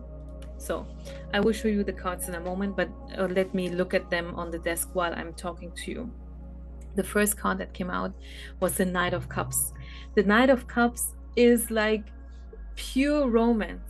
Like, there cannot even be more romance. I mean, we like to see the cards from bottom to the top. Usually you say top to bottom, but from the bottom to the top, like first the Ace of Cups, and then the Two of Cups, and so on and so forth. And then this would actually mean that the person becomes more and more romantic, but it's not like that. Like, every card has its own meaning. Every image has its own meaning. And you have the Knight of Cups, and the Knight of Cups is the romance card. This is the Lover's card. No, not the Lover's card. We have another Lover's card, but this is actually the person. When you get this, it means that the person wants to give you the romance, but here it talks about you. So you are the person who is a romantic at heart, and you want all the romance. You want the Valentine's Day's cards. Maybe you're like, okay, no, I'm not like that cringy, but maybe you are. Like, so what? But you are the romance person. You're the kind of person who's like, I'm in Paris right now. I'm actually here for a work trip, but this is so romantic and I miss my person. I call them and I want them to show up. And if your person would do that, you would show up. You would show up in Paris. This is how romantic you are. And this is why your heart is so involved in this. And being with the person feels like the sun. So it's a warm, wonderful, fuzzy feeling, like happiness. The Sun card is the happiness card. And then I got the first glimpse of what is going on with your person. And it's the Nine of Wands. And here's the thing, group number 1. It seems like you and your person actually experienced the same thing in your past, but it shows differently. It shows in a different way. You most likely experience the same thing or something very similar, but for them, it's like when they feel loved, it scares them a bit. And for you, it's like when you finally find someone who you actually genuinely like, you keep pushing and pushing. So you actually do it the opposite way. And in this card, in the Nine of Wands card, you can see a house in the background, and you can see the wands, and you see a person trying to run away. The house is on fire. The house stands, of course, obviously for our home, but also our inner home. It's how we grew up. if we felt safe and secure with our family or not. And this person did not. Your person didn't. And maybe it resonates with you, as I said. Maybe. It doesn't have to, but maybe it does. So this is why this person, do you see this woman holding a doll in their hand close to their heart? It's basically their inner self, their inner child. They're trying to protect their inner child because the person they have been, the people they have been very close to, closely related to, they did not treat them very well. They didn't. And they are afraid of this happening again. This is one thing. The other thing is they are afraid of sharing this with you. So if you actually didn't know about this, or if you only knew a glimpse of this, because maybe they mentioned something like they haven't seen their parents in a long time, or like they're not very close to their siblings or something like that, or they haven't been in their hometown in years. Maybe they only shared a little glimpse, or maybe they shared nothing. And now you know why. They are afraid of how you would react, because they feel like they are like, you know, it sounds so horrible to say. And I'm sorry to say it this way. It's not how I feel, my goodness, no. But it's how they feel, like damaged goods. This is how they feel. And this is what I'm saying. This is not an F-boy situation. And this is also not someone who is so damaged that they hurt you, that they try to feel better by hurting you. It's not like that. Unfortunately, you are still hurt in the process. But what they do is to repent. Is repent the right word? They try to escape. We had the escape card in the oracle cards before.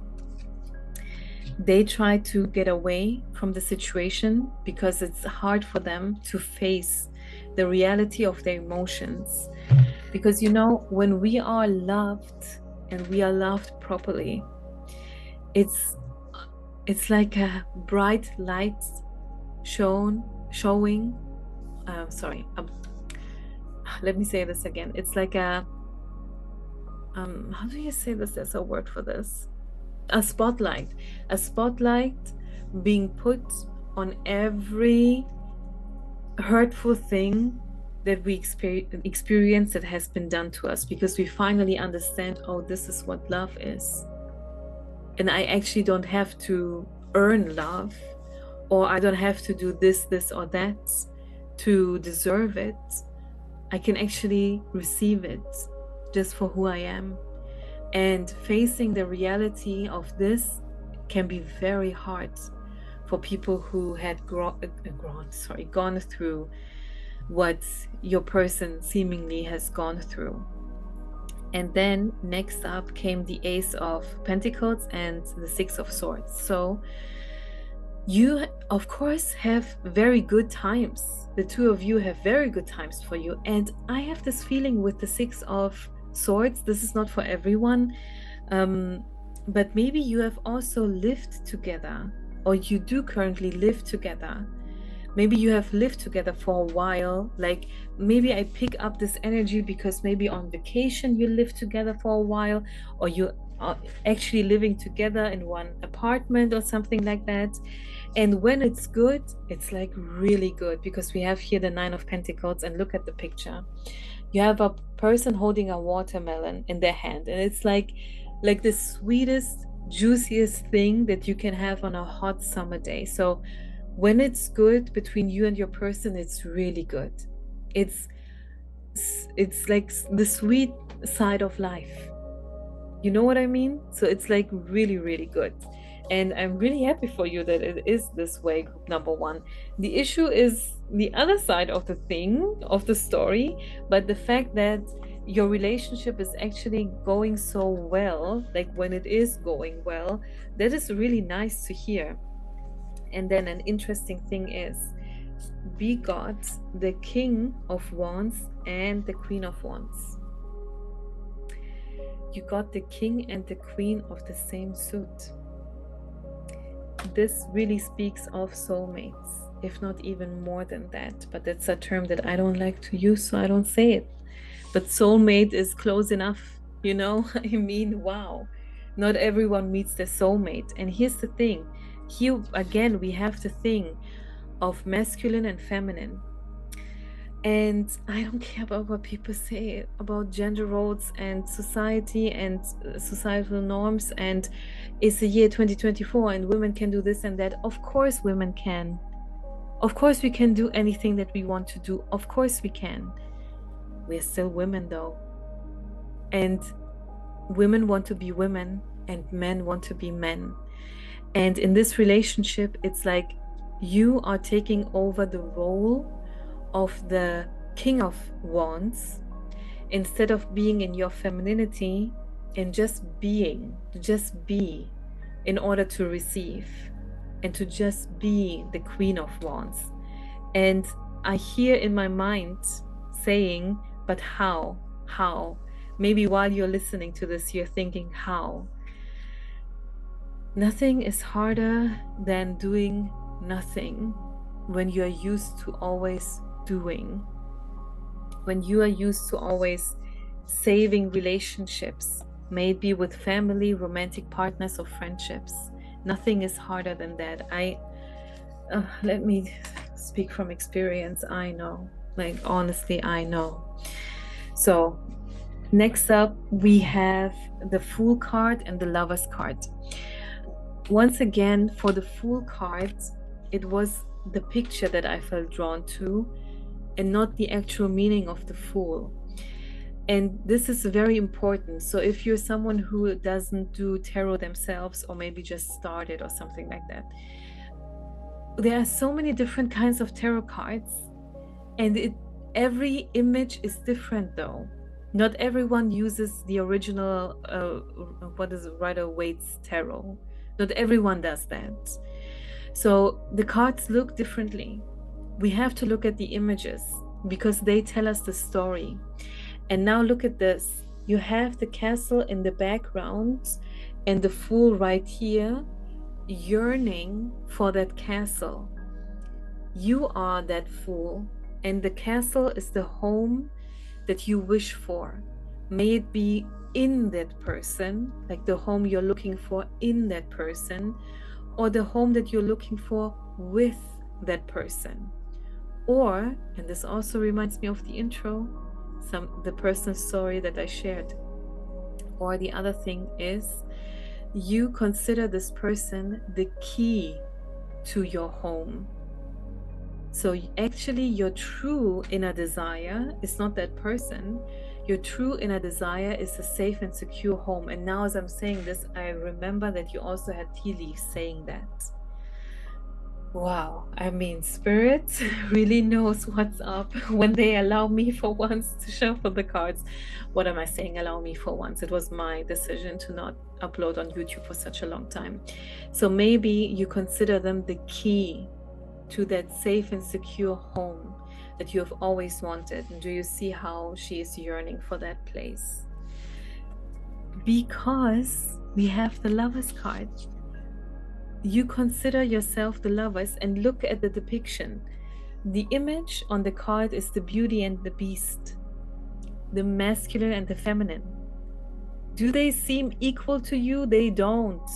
And I don't mean equal as in equal rights. Oh my goodness. Oh my goodness. No, I don't mean something like that. Look at these beings. One is a human being. The other one is a beast.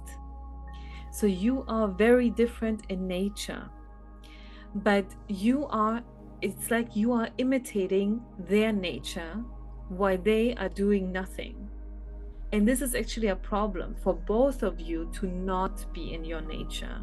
This is actually a problem. So then next up we have the Queen of Cups. And I don't know what it is, but I did not feel so positive about this when I saw the card.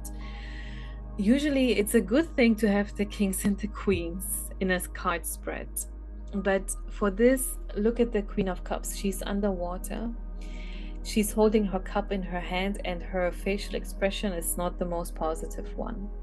And it's like you are drowning in your emotions. You are drowning in your emotions, and you have this cup in your hand, and the cup is everything that you want to give to that person. You have so much love to give, and you want to do that, but it's like you are facing a wall, because here we have the emperor. The emperor is very serious, very stoic, no emotion at all. No emotion at all. And that is the issue that you are facing. And it's not only this card doesn't just represent your person, but it also represents you and who or what you are turning into if you keep allowing this to happen the way it is. You will become emotionless sooner or later, because we can only give so much for so long. And we have next up the Nine of Swords. We have the Nine of Swords. The Nine of Swords is actually a card of desperation and deep, deep pain. Deep pain. So eventually, this is, I did not expect to, why, I wonder why. I wanted to say I did not expect this reading to be this way, but why? Because this is this is the reason why I do this video as a whole. This is the reason why I did this 1 hour long intro, because this is exactly the emotions that are going on currently with us people. Because here the Nine of Swords is the card of ultimate desperation, because you have suffered for so long. Like, this is not a little thing. There are love readings that we do that are just little things, where someone is bothered because they didn't receive a phone call on time that their boyfriend promised them to do. But this is really, really serious. And now I also laid out this card for you because at the end it was on the bottom of the deck, and I was like, oh, hell to the no, no, no, no, no. This is not a coincidence. This is the Devil card of this tarot card deck, the Devil card. The Devil card talks about multiple different things. Mainly deep desire and pleasure, where it feels like you have no control over. But the Devil is also a card of illusion.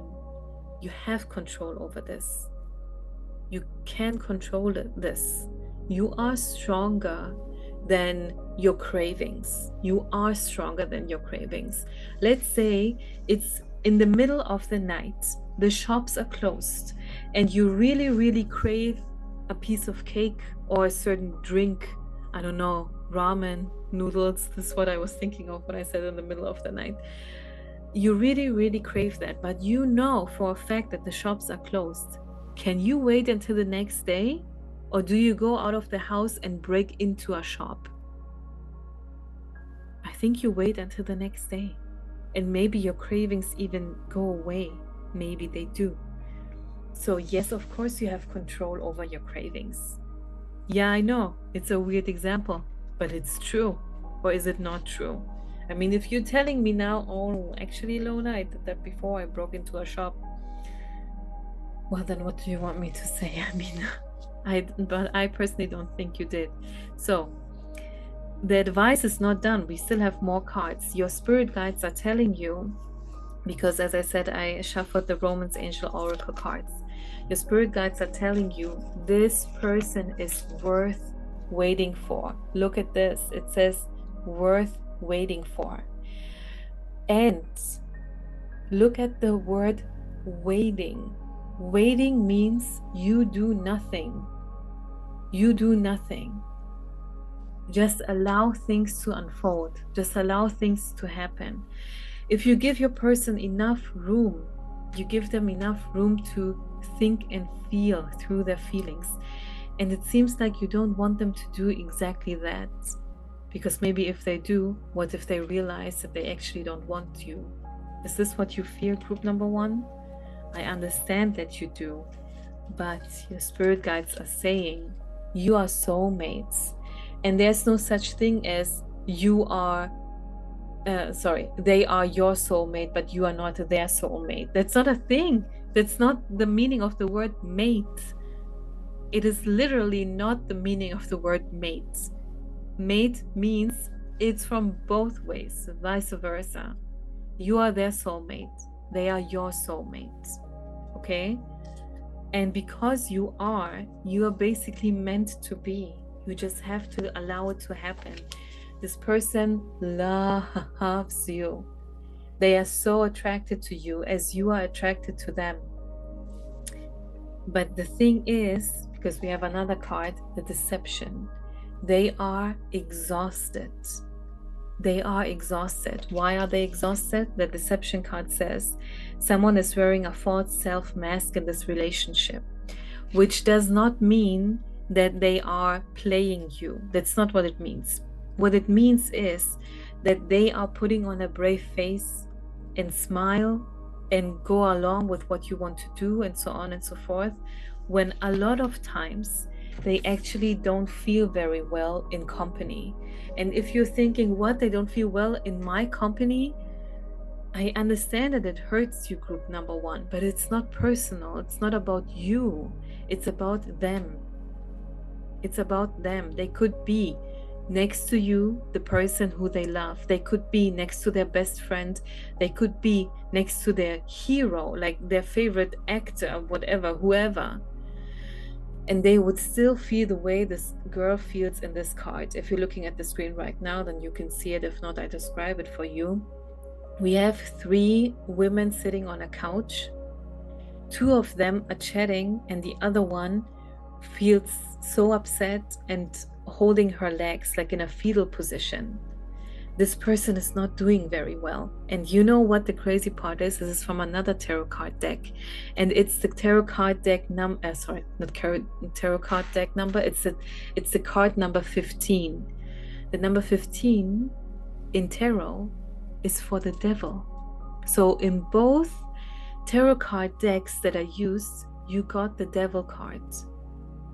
Okay, so this person is hurt.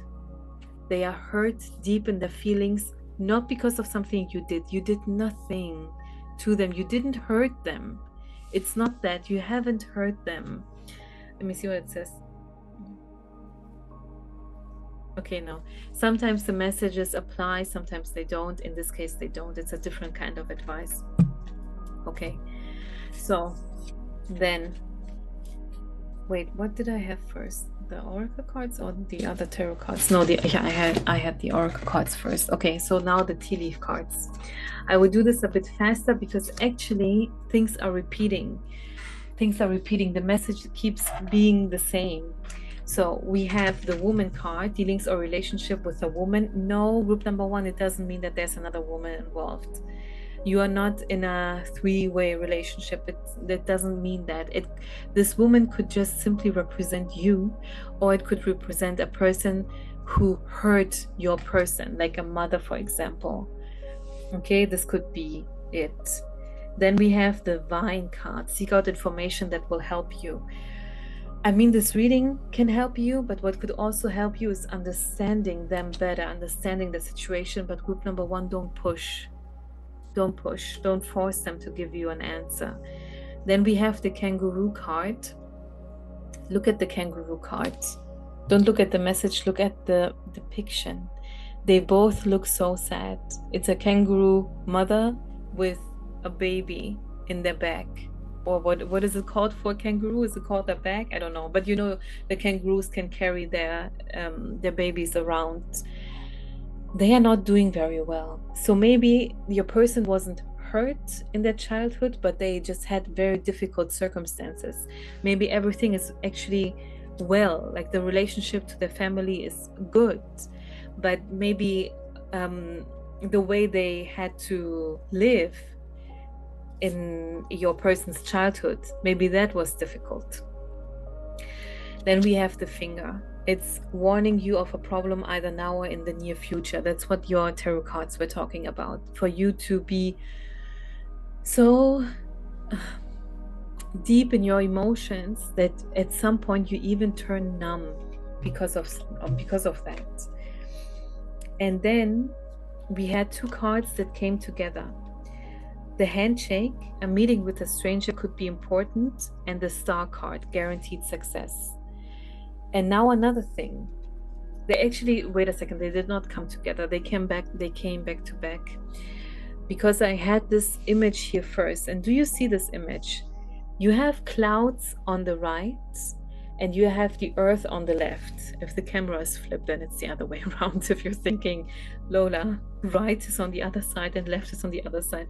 I don't know how the recording is because I think I messed something up with the camera, but fine. So you have the clouds and the earth, and I used the tea leaf cards so many times that I cannot even say the number because I don't know. I used it so often and I never noticed the image. I never noticed the image. Now I notice the image. I only noticed the hand shaking, but now I see that it's a hand from the sky or from heaven and another hand from earth. And it says a meeting with a stranger could be important. So this could be help that you receive from another dimension. And it could just simply be this reading. It could be, or maybe there's more. Maybe if you meditate, if you pray and ask for help, maybe there's more. Or maybe it's simply this reading. Because the messages are not my messages. Like, I'm not coming up with a story for you. I am channeling the messages from your spirit guides. So this could be what this actually means. And as I said, you have the star card standing for guaranteed success, meaning that the information you receive, the help you receive is actually helpful. It is actually helpful. It's not just, I don't know, like live, laugh, laugh, you know, but it's actually something that you can do something with. Okay, wait, let me see. I don't want to keep repeating what I'm saying. So just let me see if there's any information that I haven't said yet. Here. Yeah, so it's the same with both your tarot cards and your oracle cards. There's a very positive side, there's a very negative side because they affect one another. You have the well card, family wishes come true. You have the nest card. I said that before with the tarot cards. An emotionally secure, loving family is important to you. And then you have the other extreme. First, you had family wishes come true. Then you have family sorrow. So it's always this one side, then it's the other side. And as I talked about the intimacy before, we have here the rabbit card, too much concerned with actual matters. Actual with an S, okay? So with intimate matters. Maybe you also have to, if you are currently regularly physical with that person, because maybe you think that's a way to get them attached to you, you should slow down on that too. Like, have a break when it comes to that. It doesn't mean that you should keep your complete distance from them and hide from them or something. No, but like, take a break from being only physical. Now, you know what? Just let me read the cards for you. Chain of events that will affect your life. Could be positive, could be negative. Like, if you don't watch out, if you don't take the advice from your spirit guides from this reading, it would affect you negatively. Then you have the Valley card, deep personal strength and peace that assures success. Be strong, group number 1. Be strong and take a break. Take a break, let them come to you. And then, of course, you have the Barrel card. You feel something is lacking in your life, perhaps love, money, or goals. I mean, this is the whole reading that we are talking about. But as I said, there are also always these positive cards, extreme positive, extreme negative, because we have the Goldfish. Increase in material wealth or spiritual growth. If you're strong and if you're able to take the advice from your spirit guides and apply the advice, this would be major spiritual growth for you, group number 1. And actually, I'm finishing. Oh, I'm not finishing. I have even more cards for you, but I will say them a bit faster because stuff is just repeating. Actually, these were the first 2 tea leaf cards that came out, but I'm saying them in the end now, and it's the Happiness and the Pin card, new job, career. Okay, it says new job, career, but this is not a career reading. What is a career? It is decisions that are being made. It is people we work together with. So it's another way of connecting. Okay, so ultimately, if you take the advice of your spirit guides, everything will be fine. They also pointed out, because I have even more tea leaf cards. Sorry, group number 1, I'm done soon. Or maybe you enjoy the long readings, I don't know. I also have another bunch of tea leaf cards, but I put them on the side because you have a timing card, the card of November, which I don't know when you are watching this, but right now is September, so that's 2 months from now. So maybe you watch this later in time, so it would be 2 months for you from now. You have the November card, and I asked, what does it mean? What happens in November? And you have the Beetle card with good fortune. And then came out the chair empty. Someone is leaving your life. Now, don't be afraid, group number 1. Don't be afraid. I'm not saying that this is your person. This someone leaving your life could also be something, as in the sorrow leaving your life. Because I said that before. Yes, I did have the fan card for you from the tea leaf cards. It says Roman celebration party. Would you party if you lose your person? No. So it does mean the someone leaving your life is actually a something leaving your life. That was, I mean, look, it's a chair. It's talking about sitting, like something that is sitting deep inside of you, and that is the pain that you are feeling at the moment. And then we have cracked up. It says dissatisfaction with life, but I interpret it differently. I have a different view on this. Once the cup cracks, once it breaks, it's like a let go of the pain. It's like, whew, it's finally done. It's over. As I'm saying this, by the way, I have a vision. I just listened to it before I started this reading. And of course, then you could say, yeah, it's because you listened to it right before the reading. But for the past 30 minutes, or for however long your reading has been so far, I was not thinking of this, but it suddenly came into my mind. And it's a video of a light worker on Instagram who recorded her doing light language. And as I did this sign with this crack, it reminded me of her in that video. Wait, I'm channeling right now. So yeah, it's about light. It's about you bringing light into your life. Light is, yes, my eyes are closed if you're looking at the screen right now, because otherwise I'm distracted. Light is the thing. Wait a second, I'm seeing something. Yeah, I'm seeing, okay. Oh, guys, I'm seeing, okay, thank you, spirit guides. Your spirit guides are definitely here, because now the images are coming. Wait a second, what was I saying? Light is the ultimate remedy against darkness, of course, obviously. And what is the darkness in your life? It's the pain. Think again of the oracle card that I showed you before, the only one that was in black and white. So it's darkness, the pain card. But you need light in your life. And the image I was shown right now, it was actually like the November card. Yes, I got an image of the November card, but you know why? Because here in the November card, you have a tree, and the sun is coming up from behind the tree, meaning eventually the sun is coming up for you. And now, remember, we had, where are the cards? The Weeping Willow card, and no, it was just the Weeping Willow card. Okay, sorry. I thought there was another tree card, but this was the tree card I was thinking of. In the Weeping Willow card, there is no sun in the background. But in your November card, there is. So the sun is coming up for you again. It's coming out for you again. And I also don't think it was a coincidence that I said these two, that I talked about these two tea leaf cards in the end, the happiness card and the pin card. Look at the happiness card. There's another sun. Even though these cards came out in the beginning, I said them in the end, like after all of those negative cards. Wait, what else do we have?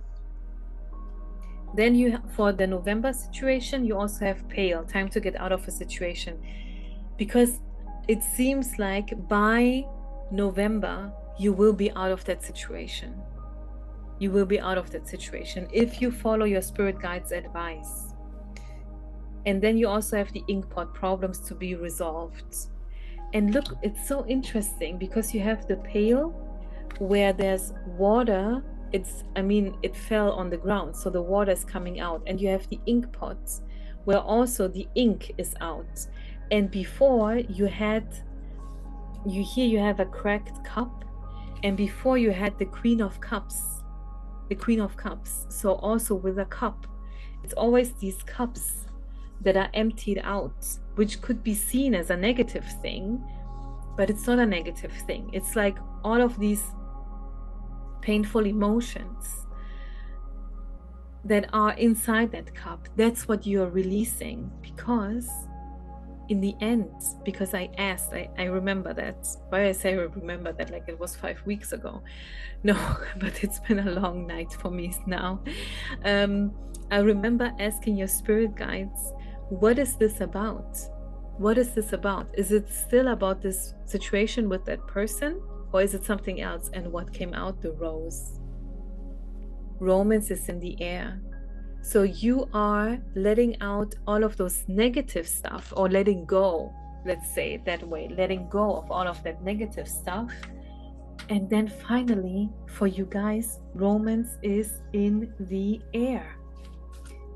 Okay, I just realized that I have another bunch of tarot cards, but they are repeating themselves. I have literally the same cards again.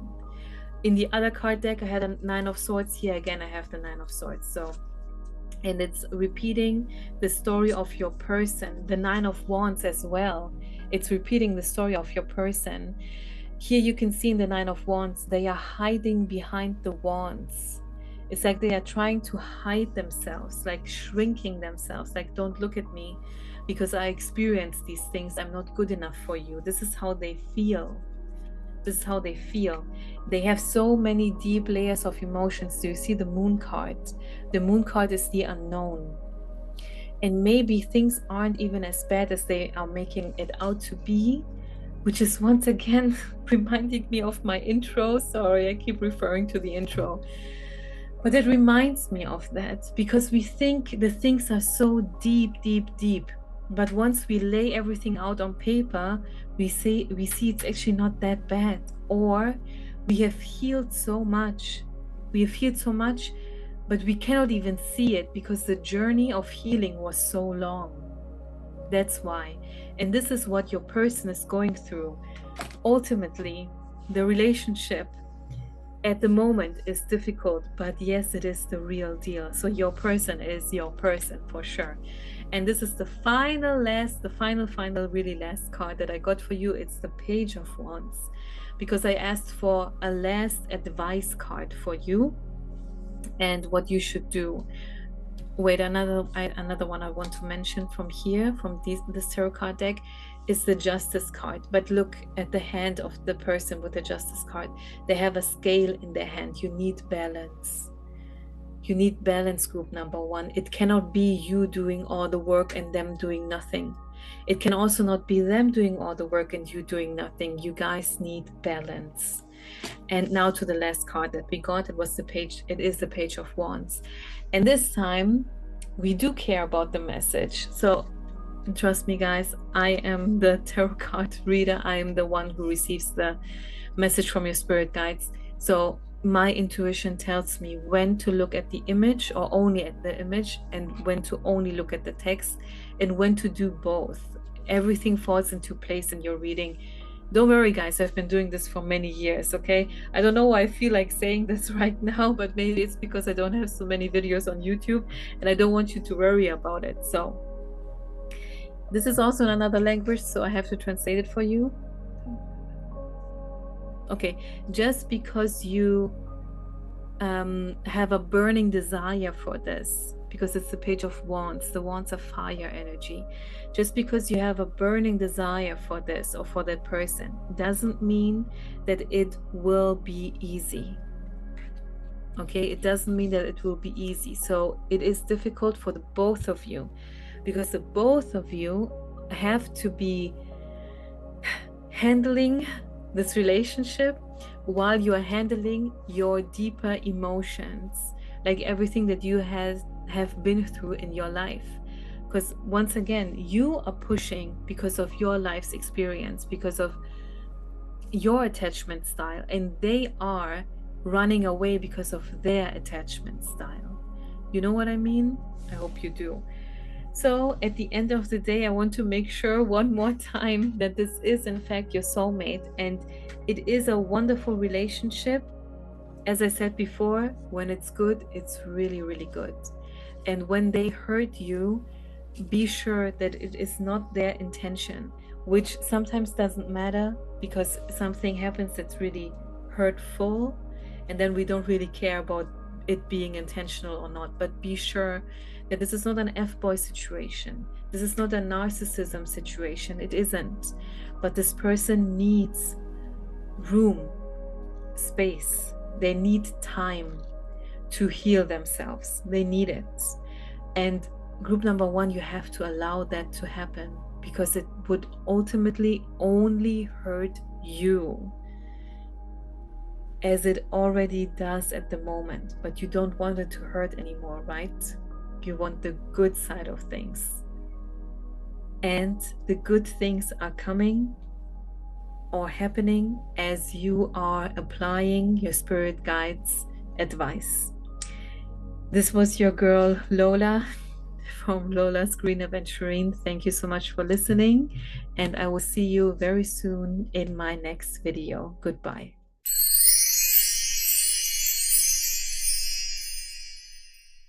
Hi, group number 2, and welcome to your reading. If you skipped the intro, welcome to my channel. I am Lola. Let's go into your September guidance.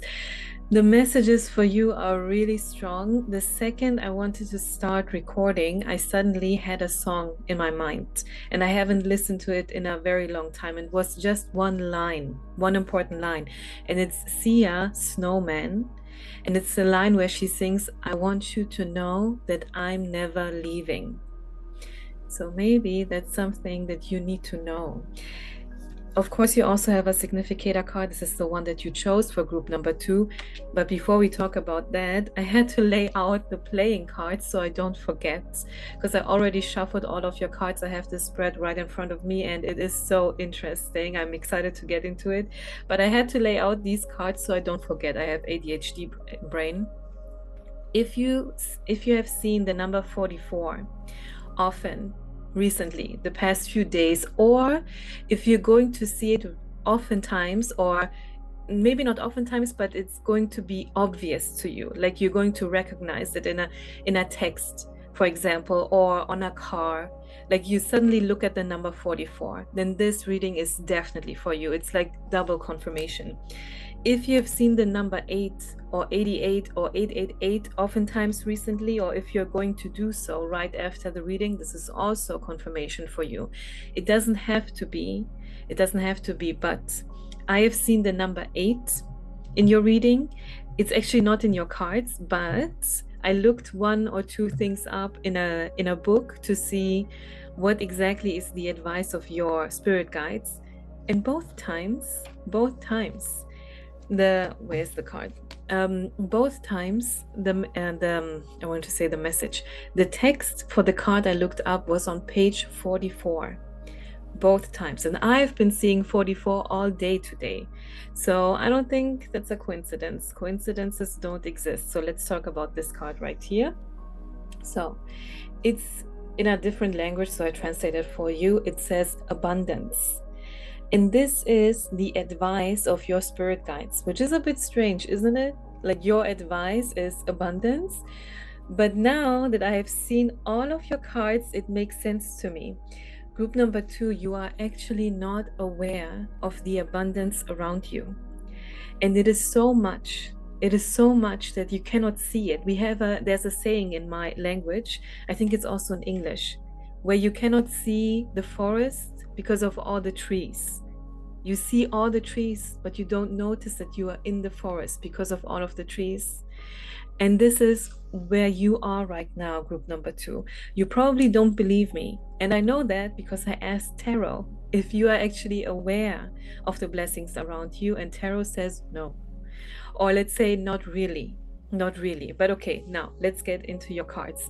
First, I used the Light Seers Tarot, and the first card that came out right away was the High Priestess. You actually have with these tarot cards 1, 2, 3, 4, 4 major arcana. The number 4 again.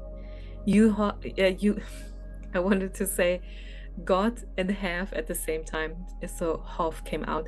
You got 4 major arcana cards right away, and the High Priestess is the first card that came out. And in the pictures, I can see a pattern. Look at your significator card again. So you have the moon on top, and then you basically have like the shadow, not really the shadow, but there's like, it looks like there are 4 moons in line, but it's just a reflection of the moon. It's a reflection, so it's not really 4 moons. Now look at the High Priestess. She has a moon on her head, and there is this opening, this light opening to the sky.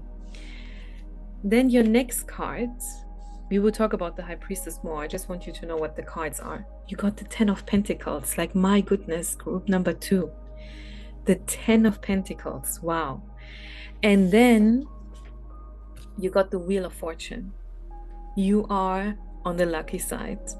You are not aware of this right now, but you are on the lucky side.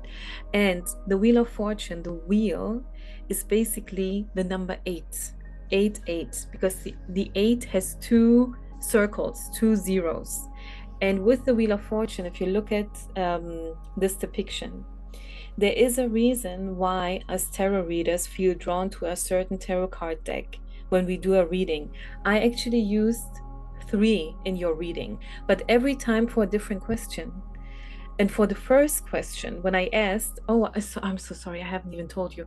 The first question I asked after your significator card was, what is group number 2 currently going through?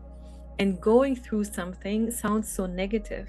And then I received all of these positive cards, the High Priestess, the 10 of Pentacles, the Wheel of Fortune. And here again, you have this line. Look at your moon card again. You have this upwards line. The High Priestess, again, you have this upwards. And once again, with the Wheel of Fortune. And this is not done yet. We have another one. You have the Moon card. You have the Moon card. So again, there is this light connecting you to the sky. Once again, you have it. Then for this tarot card deck, you also have the Page of Pentacles, which is very good to see. And I mean, group number 2, what are you worrying about? You have the Sun card, the Sun. Wow, you have the Sun card. So you have multiple moon cards, and then you suddenly have the Sun card. It basically cannot be better than this. Like really, it cannot. So now let's go a bit deeper into these tarot cards. The High Priestess tells me that you have been through it. You have been through it. By the way, while I did your spread, it was so obvious to me that the intro of this video, which you may have skipped, is actually perfect for you. It is actually perfect for you. It is my personal situation, what has happened to me over the past few days. And I'm pretty sure you can resonate with that. So there's a lot of advice in the intro. After you finish this part of the reading, I highly recommend you go back to the intro and listen to that. So you are the High Priestess. Do you see in this card that her eyes are closed, but still there are eyes shining through? It's because you can see without your eyes being open. And that means you are above what we call right here the quote-unquote real world. So this is the 3rd dimension where human life takes place. But you have been through so many things in your life. You had to experience so many things, and you had to grow and grow and grow by force, basically, that you are at the point of the High Priestess. You have leveled up so hard.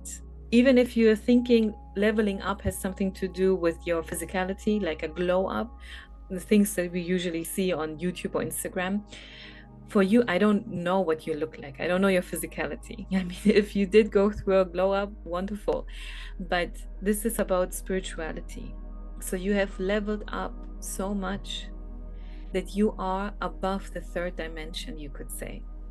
But this is the thing. This is the reason why your spirit guides are giving you the advice of abundance, for you to see the abundance around you. Because you don't become the high priestess by having a good and easy life. It doesn't work like that, unfortunately. That's not how it is. You become a high priestess because you have been forced through things. And then it's easy for us to only see the difficult things, to only remember all the hard things that we have been through. But you have the 10 of Pentacles, and the obvious thing with the Pentacles, of course, is always money, of course. But look at the card. You have people dancing, celebrating, happiness. You have a dog down here. All of this speaks of family, a home. Maybe family is a word that's triggering for you. But guys, it's not about our biological family. We do our own thing, okay? So then you have the Wheel of Fortune. And with this Wheel of Fortune card, so with this card design, I can tell that you are on the good side of life now. You made it through, even if you don't feel it yet, because there is it's like a delay. There's a delay. Things are here, but we cannot see them yet. But you are on the good side of life now with the Wheel of Fortune. And everything, and this is the number one thing that sucks to hear, but everything that you had to go through was basically meant to be. It had to be this way. But it is hard for you to see with the Moon cards. Sometimes it feels like we are drowning in our emotions. But look how the moon is shining on this person.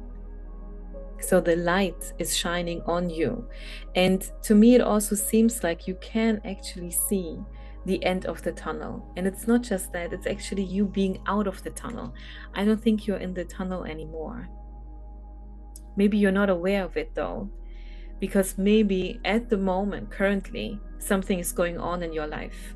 Would make sense because you're here for a bigger card reading where it's about advice.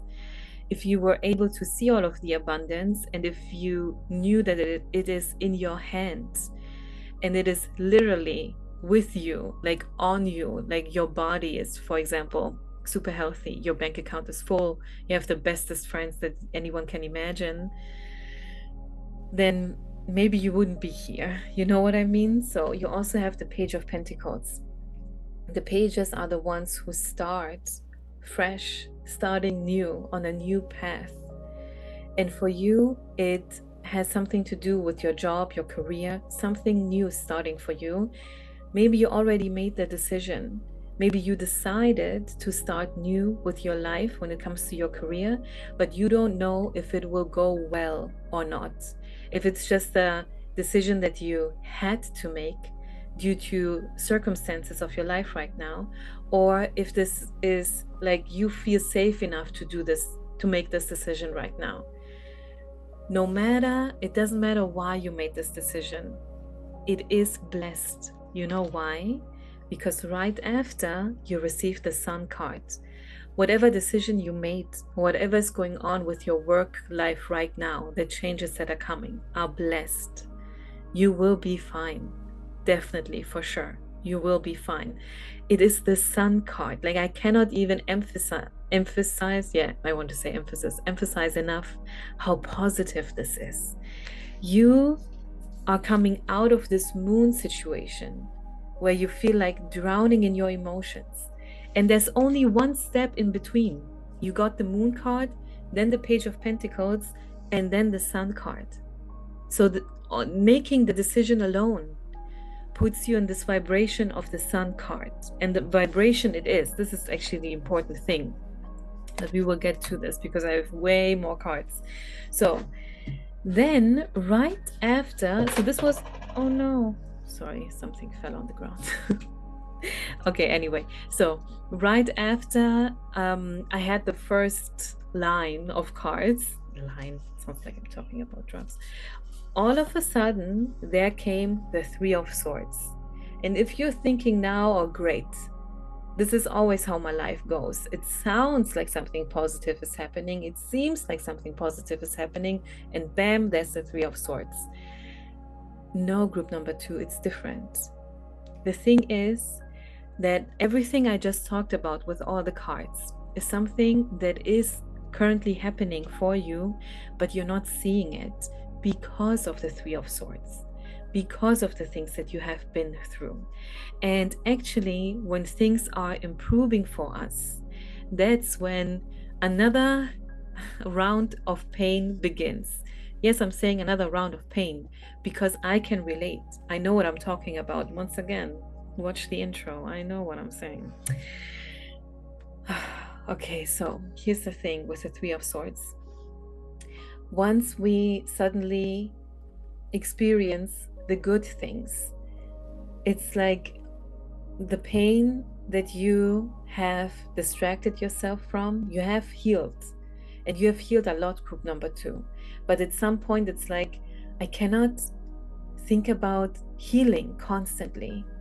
And you have to remove yourself from the cycle of reflecting, going inside, doing shadow work, and so on and so forth. And then the good things start to happen for you, or you can feel like they are about to happen for you. And that's when a big light is shining on your wounds. Why? Because when the good things come, it clicks and you realize all of the things that you have gone through, which I'm pretty sure other people didn't have to go through. A lot of people do, but not everybody. And you're like, I mean, it's like tears, like you receive good news. I keep saying like in your reading. I usually don't do that. I don't think I did that in group number 1. So I notice these things. Maybe this is something that you do, because we keep using words like when we fill our sentences, because maybe we are a bit nervous, and maybe this is the energy you are in at the moment, group number 2. So I'm glad I noticed that. Okay, what did I want to say? Sorry, now I distracted myself. Okay, so you realize how good things could have been, and you receive the positive news, and when you cry, it may look like happy tears, but actually it's sad tears about the things that you have been gone through. We have the Hanged Man, so you have been in the same situation for a very long time, The situation was you having to protect yourself, not other people protecting you, but you having to protect yourself here with the Four of Pentacles. Do you see how she's holding her back?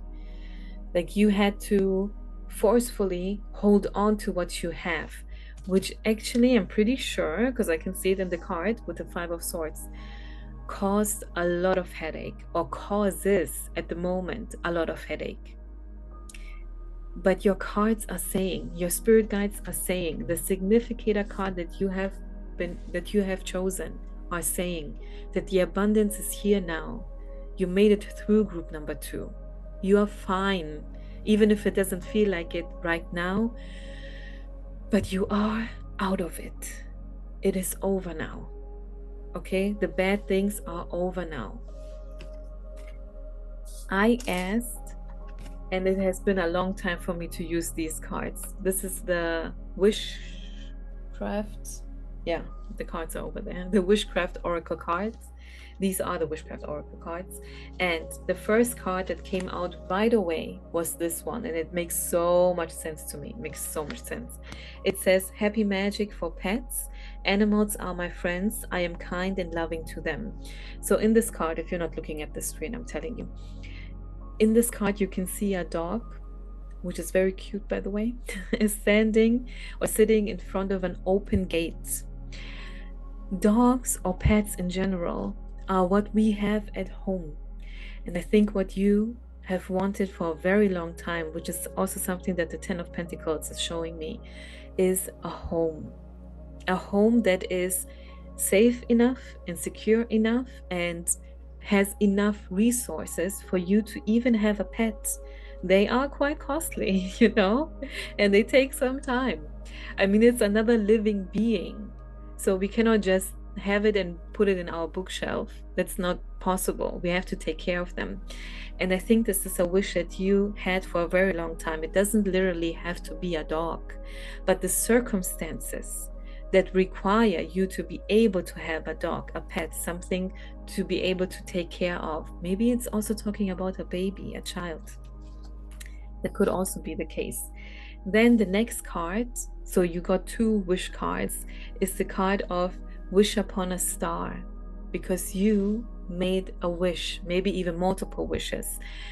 And your spirit guides are telling you that your wishes are coming true. And there's a particular reason for this. And I'm telling you in a moment with the next tarot cards that we have. So here it says, I am made from the stuff of stars, I matter. And once again, you can see this line of lights. This time not with the moon, not with the moonlight, but with the starlight. The star in tarot talks about a new future, okay? And wish fulfillment. And the reason why your wish is being fulfilled is not by the grace of God. And it's not your angels delivering something to you just because. The reason for this is because you are the magician. Because we have the magician card right here. And I was actually waiting for the magician card. I knew that it would come. I knew it. And this was the 4th card of the next few tarot cards that you received. So why did I shuffle these cards? This, by the way, is the before tarot. So if you're thinking the pictures look different from usual, it's because this is the Rider-Waite's before tarot. Not tarot, but the moment before what you can see in the usual tarot cards. The question I asked your spirit guides was, is group number 1 actually aware of their situation? Like, do they know what's going on? And then the first card was the King of Cups. Look at the face of the King of Cups. Like, they are for sure in a mood. They have a cup in their hand, a small one, but another one is coming from the sky. The King of Cups is the king that, for this person, it took the longest to become a king. So this was the longest journey.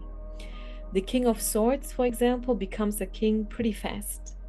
But the King of Cups, this is something that took a very long time for you to step on your throne, which is why the king right here looks a bit moody, because it has been a long time and a very hard journey for you. And now that the sky, look at this with the cloud and the cup, is offering you something, it's like, now you're coming, now you're helping me after everything that I had to go through. Now it is finally working for me. Like, it is a state of disbelief. And then I also had the 6 of Wands. The 6 of Wands actually talks about victory, but we have the before tarot card. And remember, I asked your spirit guides, is group number 2 aware of their situation, of the abundance that they have? This is the moment before you are crowned as the winner. So no, you're actually not aware. You cannot see that you are this close. You are so close to all the abundance that you have ever wished for. You are so close. It is actually here in the spirit realm. In the 4th dimension, it is here. In the 3rd dimension, you cannot see it yet. Remember what I said with the trees and the forest. Then we have the 5 of Cups, a cup being spilled.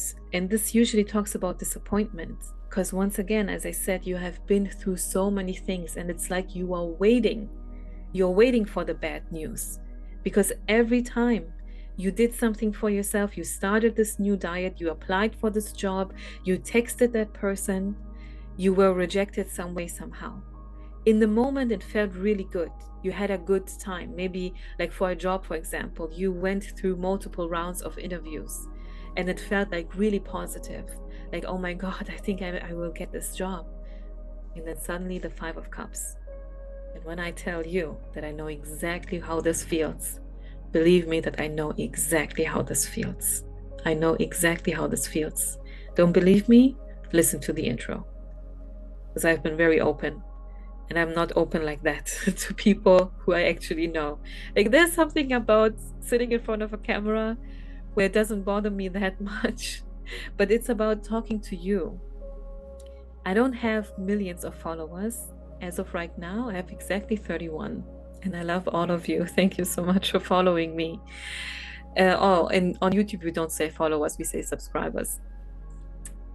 So it's not millions of people watching me on Instagram, for example, where I cry in the camera. So it's different because you are my people. You have not found me by coincidence. That's not a thing. Even if you're saying, yeah, but Lola, it was just the YouTube algorithm. No, it wasn't. Keep in mind how many tarot card readers are here. Do you think this is a coincidence for you to receive this message? Are you serious? Really? I'm the same. I truly, group number 2, I am the same. I'm like, oh, maybe I just accidentally clicked on this group and maybe the message is actually not for me. And then I'm trying to receive confirmation, or I am so biased that I'm trying to wait for this one message where I'm like, okay, this group is actually not for me, because I cannot believe. Guys, how can you not believe? How was it even a coincidence for you to land on this video? You are the magician now. You are the magician now. Manifestation is possible for you now. It is. I have to emphasize the word now because we had the Hanged Man before. You were stuck for such a long time and you thought things would never change, but they are changing now. Now, here's the thing, what I was saying before. This is not about you receiving abundance because of the grace of God. It is you receiving abundance because you are the magician. You are able to manifest this now. The magician is the pro manifester. Look at the card. On the magician card, there are all 4 suits of the tarot. We have the pentacles, the cups, the swords, the wands. We have everything because everything is in your hand. So this is actually the best time for you, but as I said, I can relate. So it's also a very difficult time for you. You have been out of this manifestation energy, magic possibility for such a long time that it's like you don't even know how to manifest anymore for the positive things to come in. I mean, it's not hard to manifest for the negative things to come in. It isn't. But why is it not difficult for the negative things to come in? Sorry, I have to change my sitting position. I'm not cutting anything because I don't know how it works. Oh, actually, I know how it works, but I'm just not doing it. So what? We are sitting here together talking to each other. Like, so I don't have to cut out everything.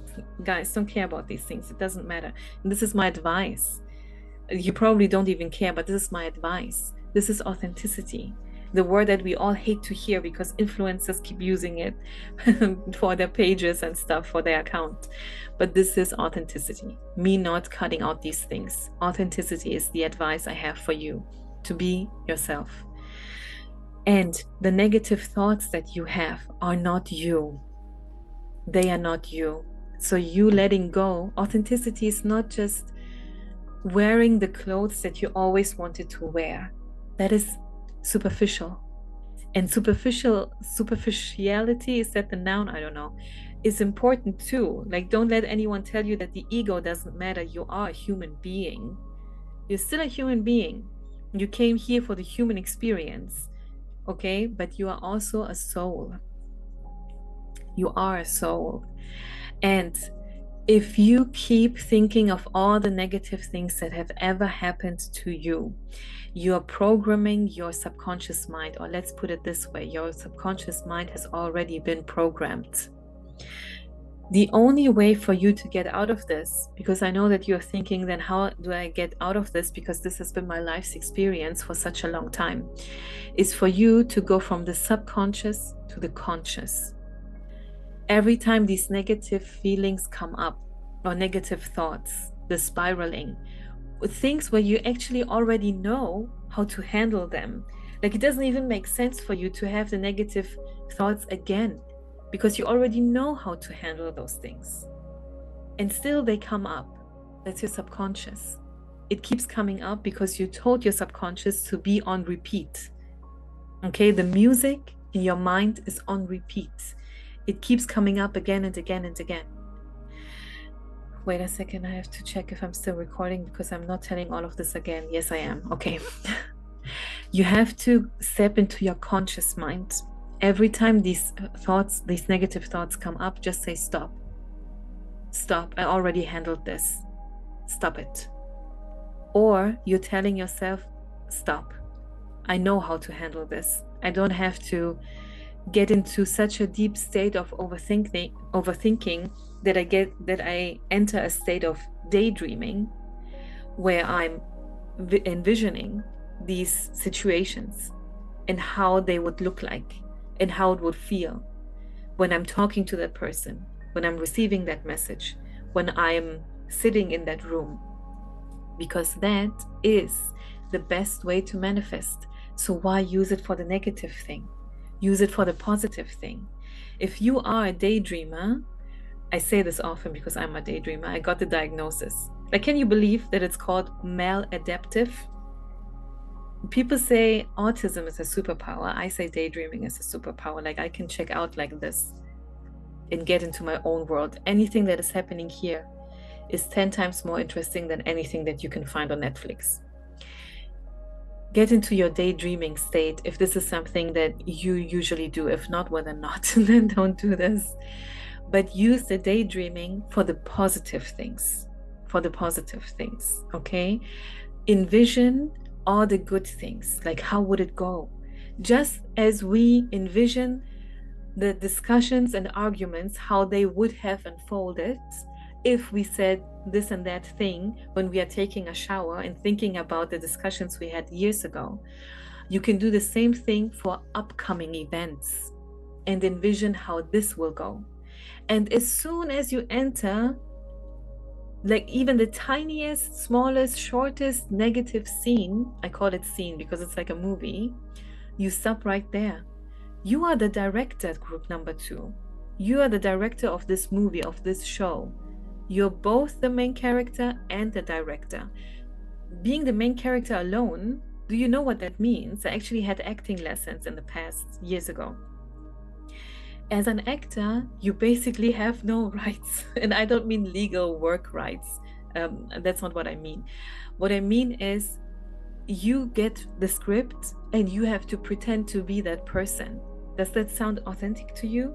I didn't even know that we would talk about authenticity so much in your reading, but it just came up. I mean, this is how it goes. So thank you, Spirit Guides, for giving me this message for group number 2. You are the director in your show called Life, where you are also the main character. And as the director, you can tell the main character where to go, what to do, what to say, what to wear, how to feel.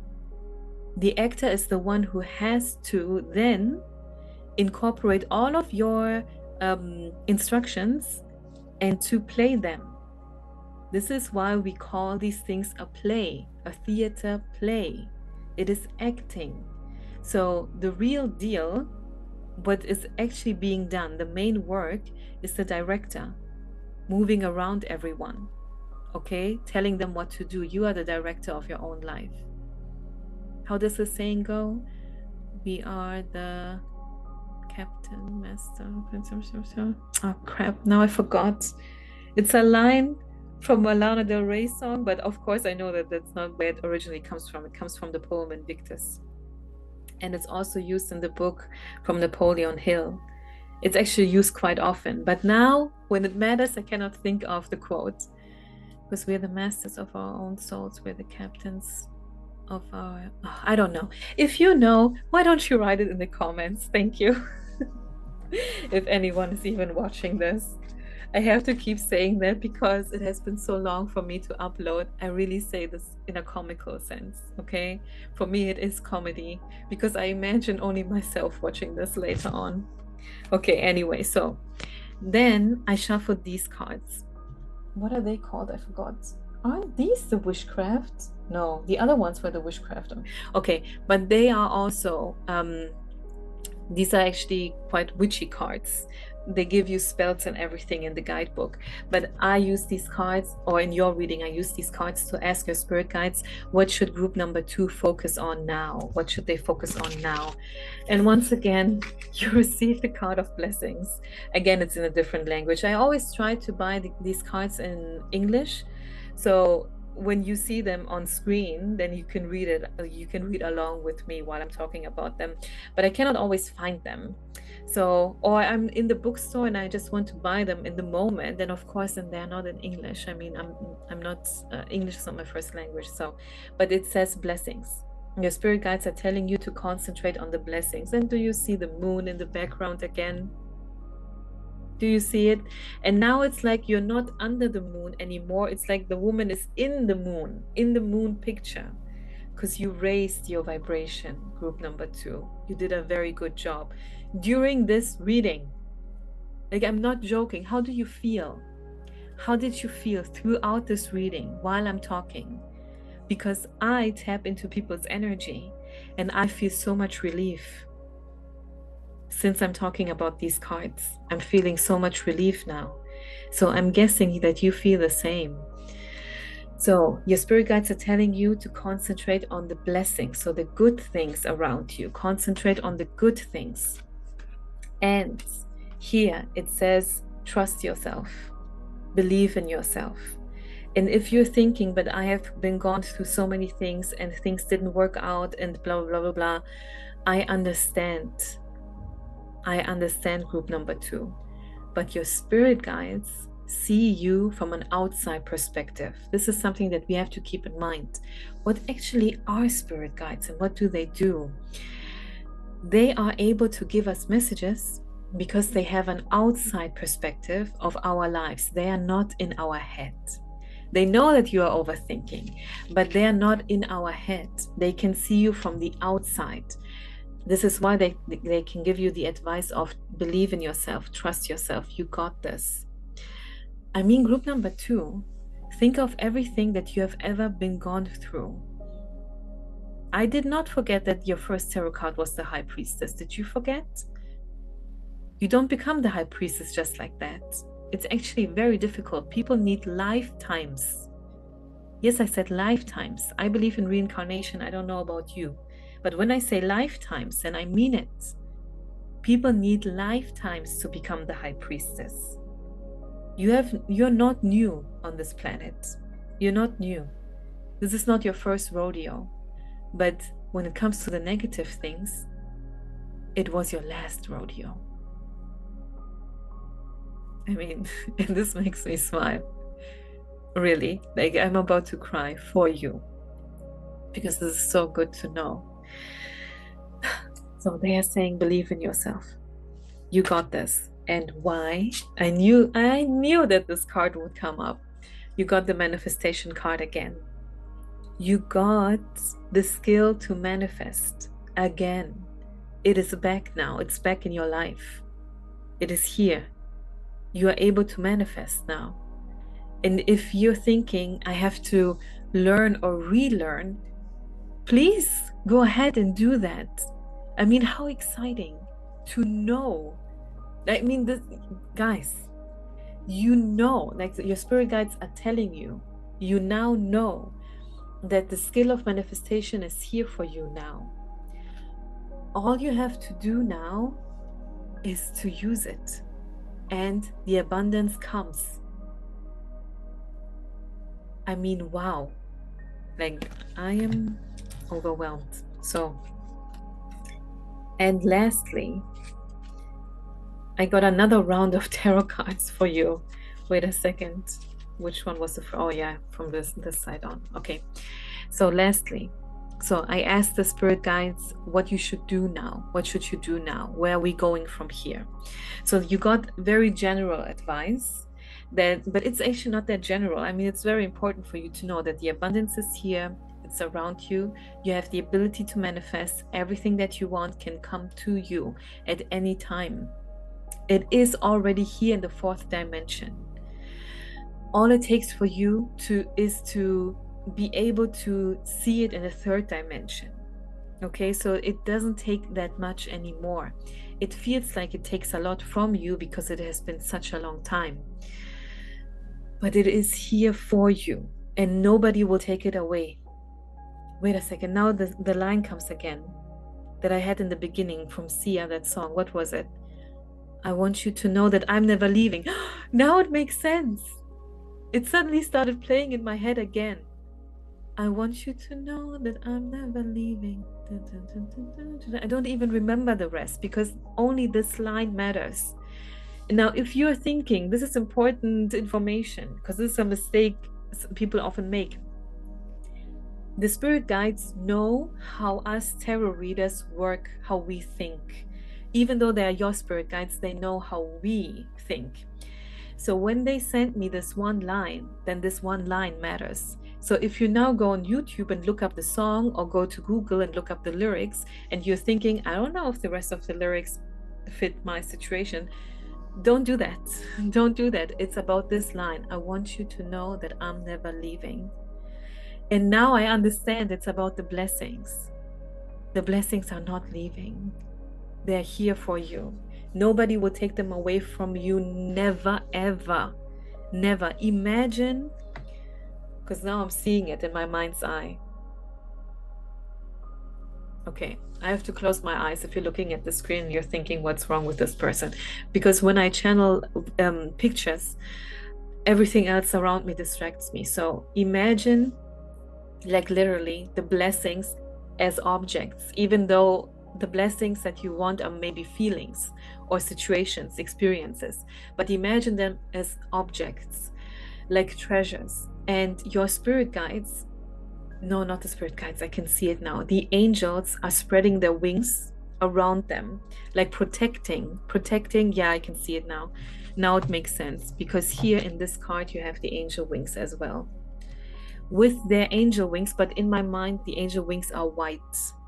They're really huge and white, and there are multiple angels protecting your blessings in the spiritual realm until they come down to you in this third dimension. And you are open to receive. Guys, do not forget what I told you about the depiction on the cards. Look at the moon card. The moon is in the sky, but you are here down here in the desert. Okay, it's a card. The card is a desert, in case you're wondering. Is it something metaphorically? No. And also, where is it? Here, the High Priestess card. You are open to receive. You are open to receive. The doors are open. It's just like there's this final step of you believing. And I understand, because it has been so long. So whatever may happen, your blessings are protected. They cannot be taken away from you. It looks like now I don't have cards for this, so because I 7 on the clock. Are you serious right now? You got 7 on the clock. Wow, your reading is truly magical, group number 2.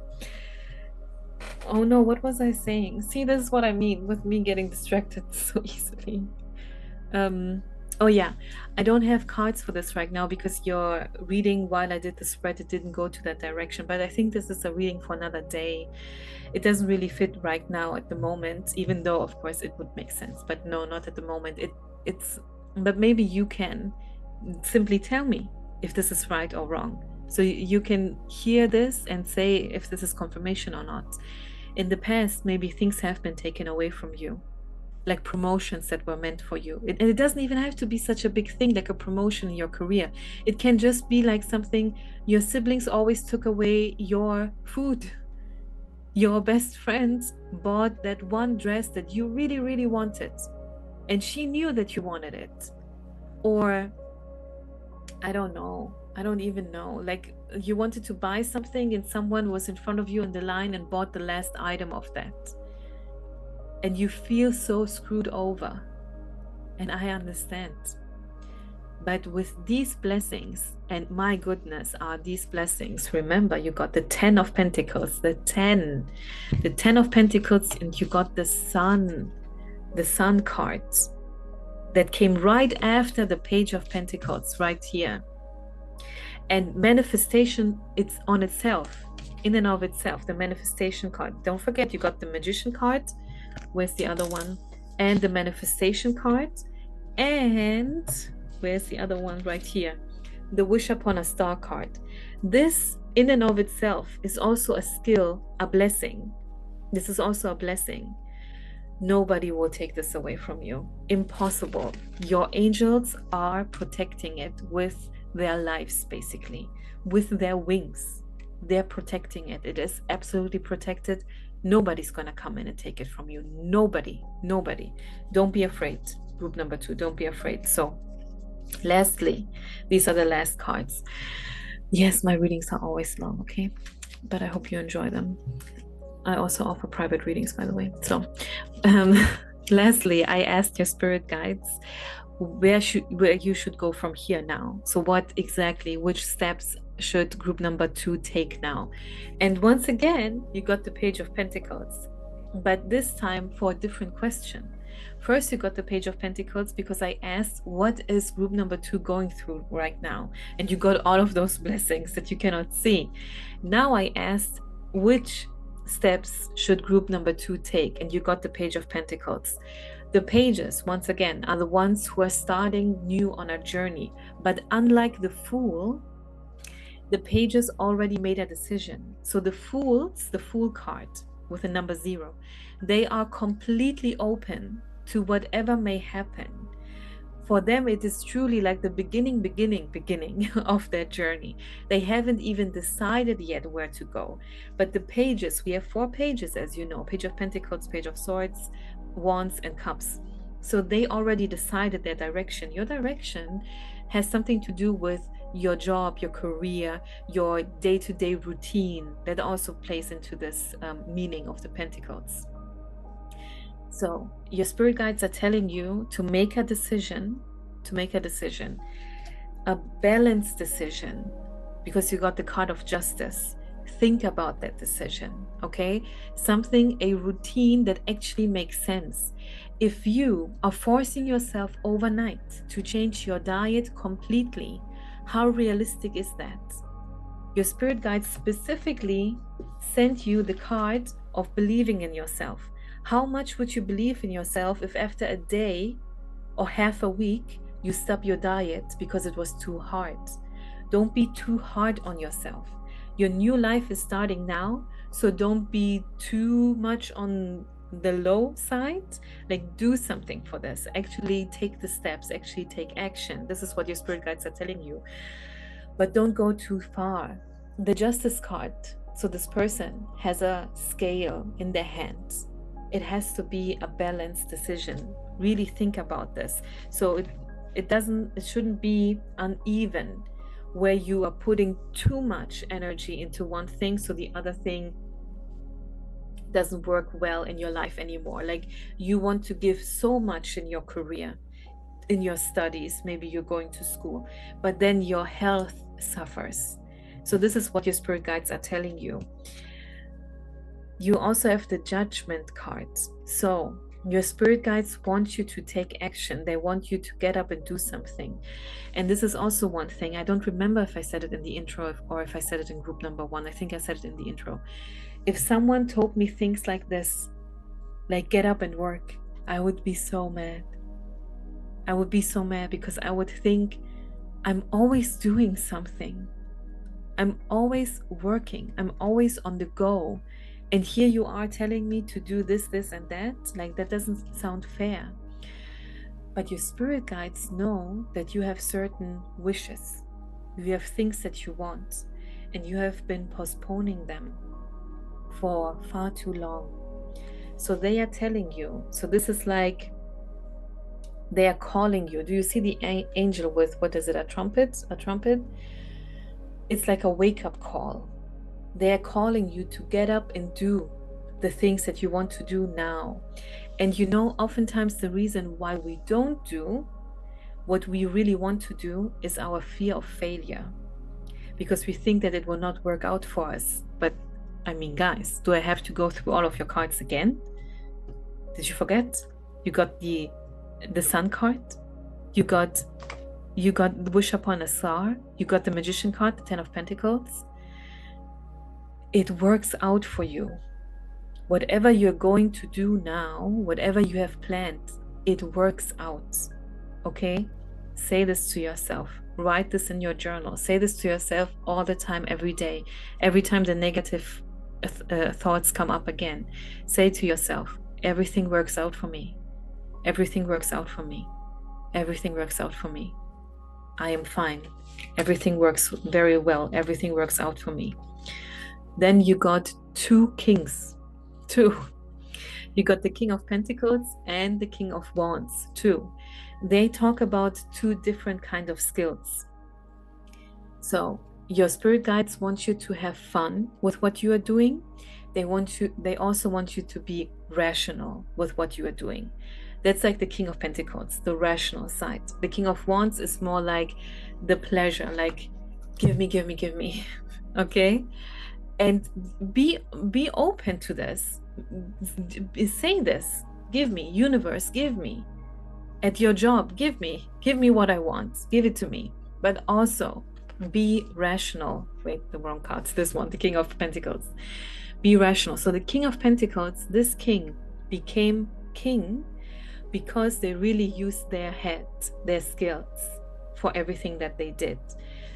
The outcome for you is so positive, but they want you to use your skills. Don't just sit there and be like, okay, I'm a pro manifester now. This girl on YouTube said that I can manifest now, so things are going to come to me just because I daydreamed about them. No, that's just one tool to use. But then you also have to take the action. And you have the skills. Believe it or not, you have them. And lastly, you got the Four of Wands, the card of celebration, the card of coming home. And it doesn't have to be a literal home. I also talked about the home with the pet card. It can just be like coming home to yourself again, which again brings us back to the word authenticity. Your reading started with the abundance card here, with the abundance card, and it ends with the celebration card. Group number 2, you are so blessed, and it is time for you to see it. It is time for you to manifest. It is time for you to take action, and it is time for you to enjoy all of your blessings. And if anyone deserves it, group number 2, it's you. It is you. Because I know you don't become a high priestess just like that. The war is over, group number 2. The war is over. You made it through the hard parts of life. Okay? Group number 2, thank you so much for being here with me today and allowing your spirit guides to read for you, to allow me to read for you. It was a pleasure to do this reading for you. And if you're thinking, what the heck is this girl talking about? I did not say this for group number 1, but there are readings that also affect the reader a lot. So of course, I can also be grateful for certain readings. Group number 2, if you like, you can subscribe and leave me a comment and hit like if you want to. If not, you don't have to, but I will see you in my next reading. Goodbye.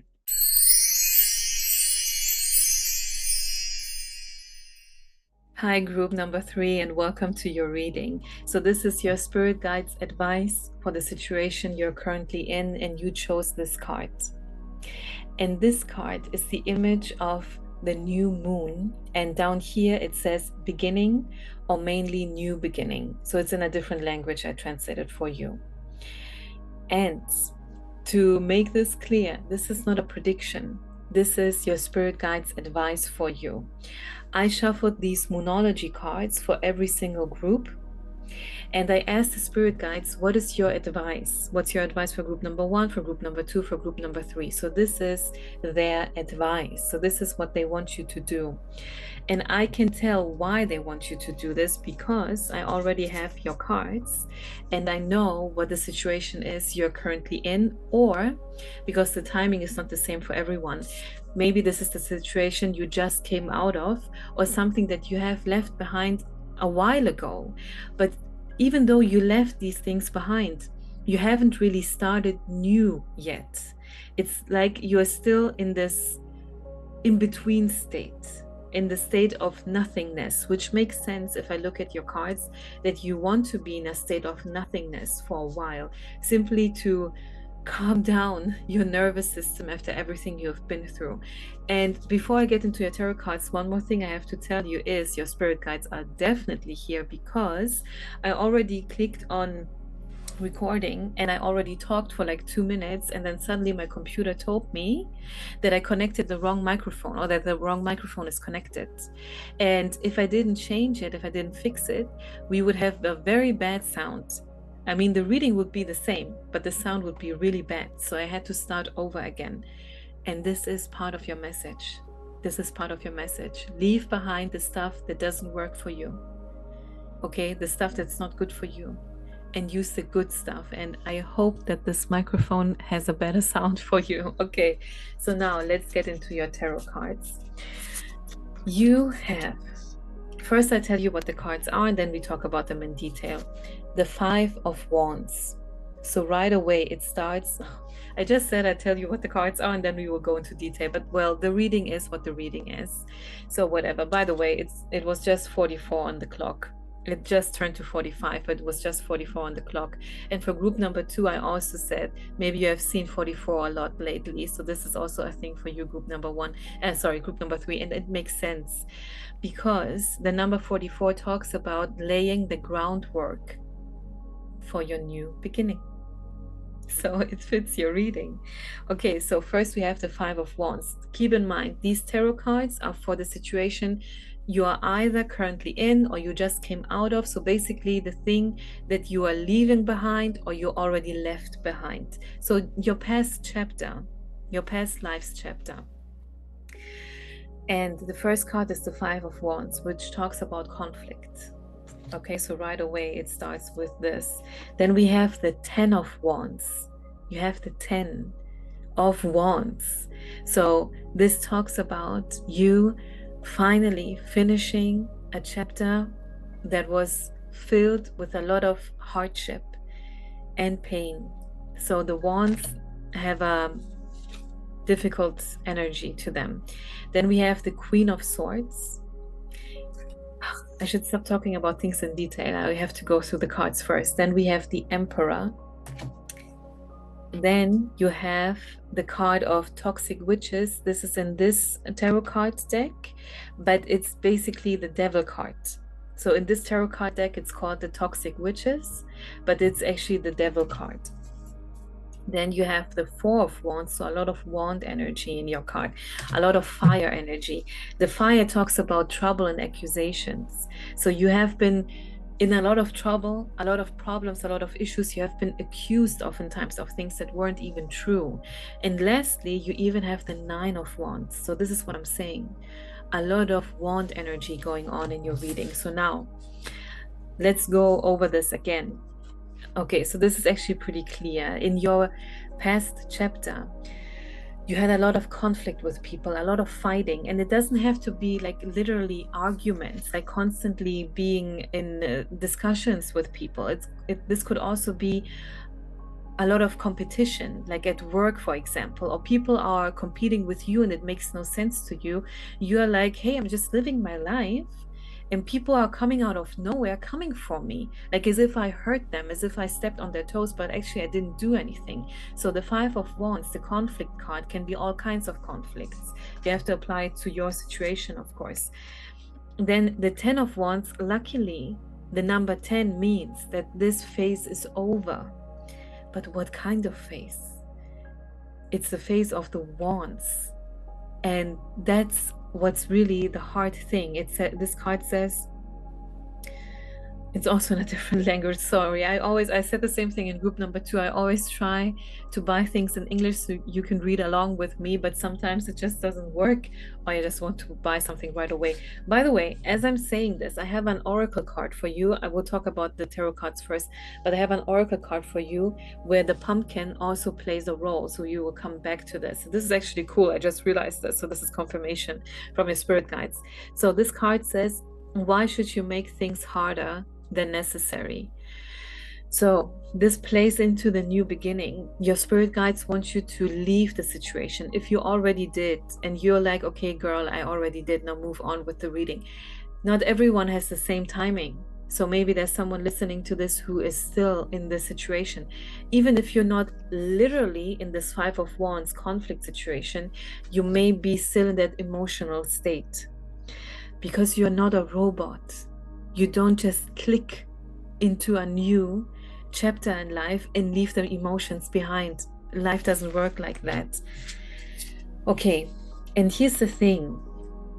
Your life turned you into the Queen of Swords. The Queen of Swords is very similar to the High Priestess. The High Priestess is on a higher level, but they are very similar to one another. We have, as you know, 4 suits. So we have the Queen of Swords, Cups, Wands, and Pentacles.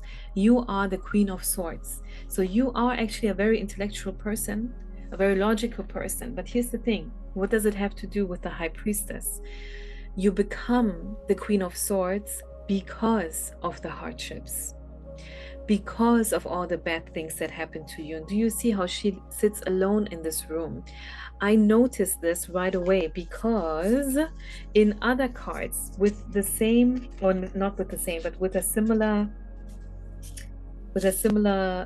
background, like these two, the 4 of Wands and the Toxic Witches card, there are also people sitting on chairs and couches, but there are other people in the room.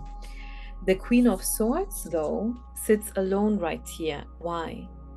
Because she has been bullied and treated badly for such a long time that she became a lone wolf. So this is the situation that you are coming out of, but you are the Queen of Swords. Like, you're not coming out of the situation of being a Queen of Swords. This is like a level that you have accomplished. And I know what you're thinking. You're like, I wish I didn't have to accomplish the level of the Queen of Swords. But keep in mind, cut out the swords part. Keep in mind, you still became a queen. I know it was the hard way. By the way, this also goes for you if you are a man. Like, it doesn't matter, just apply to your situation, and you're the King of Swords. You had to become this the hard way, but unlike the other people you were in conflicts with, you grow out of that situation. Those people didn't. You grew out of that situation and became the queen. And here we have the Emperor. And this is something that I noticed while shuffling, because there was also the Empress card. It didn't come out for you. Only the Emperor card came out for you. And this made me think. And I was like, does it really matter that much if it's the Emperor card or the Empress card? Because I just said, if you are a man watching this, apply this Queen of Swords card to you and just say it's the King of Swords. But actually, it does matter, because the Emperor means you are the ruler of your life. It's in your hands. People are not deciding for you, even if it feels like that, because you feel, or you felt beat down by people. Maybe you didn't want to disappoint them. You know, all of these things that play into this kind of life, I would say. But at the end of the day, you are the Emperor. Now, why does it play a role that you are the Emperor, not the Empress? It's because you are in a state of, you constantly have to handle things. You are the one who always has to handle things. You have to get yourself out of situations. If you ask for help, like, you don't even have to ask for help, because you know that ultimately you will be the one who's doing it on her own again. This is what it means, because the Emperor is the male version. The Empress is the female version. And the male is the one who's going out, going for things, doing things, handling things. And this is how your life unfolded so far. And then we have the card of the toxic witches. Look at the image. If you cannot look at the screen right now, I explain it for you. There are 3 people sitting on a couch. 2 of them are talking in the background, chatting with one another, and the one on the side, which represents you, it feels like she just wants to run away from the situation, feeling upset, and the others cannot see it. Or maybe, which is very likely, they imposed these, or how should I say, they caused these emotions inside of you. And you feel like you don't belong. Now, as I'm saying this, I'm thinking of that one Lana Del Rey song, because in the beginning, she has this scene from a movie where before she starts singing, it says, something separates me from other people. Maybe this resonates with you. Which song was it? My goodness, I listened to it so many times.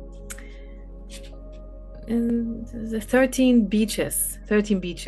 It took 13 beaches to find one empty, and so on and so forth. Yeah, that's the song. So maybe the song resonates with you. So, and then we have the 4 of Wands, which is normally a positive card, but after that, so it came between the Devil card, the Toxic Witches card, and the 9 of Wands. You had the 4 of Wands. So there are moments, which is why you had been with people who treated you bad for so long. There are moments, or there were moments that actually were very well, like good times. You had good times, you have good memories. But then something happens again. Somebody says something again. Or maybe it's not that, maybe it's just you not being able to fully connect to those people, which I wouldn't be surprised if you are here. I mean, of course you're here when you're listening to this right now, because we tend to attract people who are like us, especially if the YouTuber, so the tarot card reader, is not a big YouTuber. So if I had hundreds of thousands of subscribers, well, then people come to my channel because of those numbers as well as feeling drawn to me. But look at my subscriber count, look at how many readings I put on my channel. This is the first video I'm uploading in many months. And if you are here, it's because you were felt drawn to me. Your spirit guide, sorry, I scratched your microphone. Your spirit guide sent you to me. This is not just a YouTube algorithm, okay? It's not like that. So you are here for a reason. And if you feel drawn to me, it's probably because you're part of my soul tribe, meaning that you are most likely also a light worker or any kind of being that has a special purpose here on planet Earth in this lifetime. And this is why you cannot feel fully connected to other people who are not like you. They cannot relate to you. You will always be different. And I know it sucks, but unfortunately it is that way. So this 9 of Wands cards, finally, so this card says it takes more to hurt you. It takes a lot for you to get hurt. Why? Because you had to develop this thick skin. But okay, so as we said, this is the situation you are coming out of. So now let's go into the good side of your reading. This already is a good thing that you're getting out of the situation. Sorry, I have to change my sitting position. I don't do any cuts on YouTube, okay? Simply because I don't know how and because I don't want to, okay? We are sitting here together, enjoying our time together. So if I move around, I move around, just like you are probably. So then I have your oracle cards. I just have one card in my hand right now, but believe me, there are so many cards. This is a long reading, okay? So thanks. What am I talking about? Next, not thanks. Next, I asked your spirit guides what their advice is in terms of what you should do now. Okay, so I asked them, what should group number 3 do now? And I got the card of truth. The card of truth. Again, sorry, it's in a different language. Most of my cards are actually in English. Okay, anyway, so it's the card of truth. And in this card, you can see a woman looking into the mirror. If you have not left behind that situation yet, it's time for you to face the truth of your situation, the connection you have to other people, the connection you maybe have to yourself. Maybe you feel disconnected to yourself, the way you live your life, your routines, and so on and so forth. You have to face the truth in order for you to move on, in order for you to receive all the good things that are coming for you as soon as you start this new chapter. And there are so many things, man, so many. So next up, we have 2 cards from the Woodland Wardens Oracle cards. I'm sure you have seen them before from other readers. I have used them before too. The first card, because I said the pumpkin will show up again, is the boar and the pumpkin. And I decided, of course, every tarot card deck and oracle card deck has a guidebook. And usually I don't read what the guidebook says, at least not while I'm recording. But this time, I think the last time I used these cards, I did the same thing. This time I want to read the guidebook, what the guidebook says. But first of all, on the card, it says the boar and pumpkin, and this card stands for confidence. Be confident in your skills, group number 3. You can have a new beginning. You have the ability. Believe in yourself. This is mainly what the spirit guides want you to know. Have the confidence to know that you got this, you can do this, you can get out of this crappy situation that you have been in for way too long. Now let me read what the card says. With their winding vines and large heavily seeded fruit, pumpkins signify abundance, health, and resilience. Meanwhile, the fierce and intelligent boar is known for its sharp tusks and aggressive movements. Combined, the boar and pumpkin embody self-assurance. Upright, and the card came out for you upright, your confidence is well-founded. Any insults or attempts to damage your morale will roll off your back. You are thick-skinned like the pumpkin and courageous like the boar. And wasn't this the same message as on your last tarot card, the Nine of Wands? It says the same thing. It takes more. It takes a lot for you to get hurt because you have such a thick skin. And why? Because you are both the Queen of Swords and the Emperor. I mean, wow, wowee. So, and then there are 2 questions here you can ask yourself. The questions are, what accomplishments am I proud of? And how can I improve my confidence and sense of worth? If the questions are hard for you to answer, don't pay attention to the questions, pay attention to the message. And it says, your confidence is well-founded. And it is hard for us to believe these things if we have been kept small for such a long time. But it is there, group number 3. You have your skills, your talents, your heart, your belief, your worthiness as a human being. You have all of that. Okay, the smiles you put on other people, with the jokes that you make, your quirky manners, the intelligent advice that you give to all of your friends, the hard work that you put in when you study or when you are in your job. You have all of these things. You have to make yourself aware of what you actually have. Why don't you write it down? Why don't you write it down? The way we have diaries and the way we have our manifestation journals and the way we have our gratitude journals, we should also keep a I'm a freaking okay, I cannot say this on YouTube.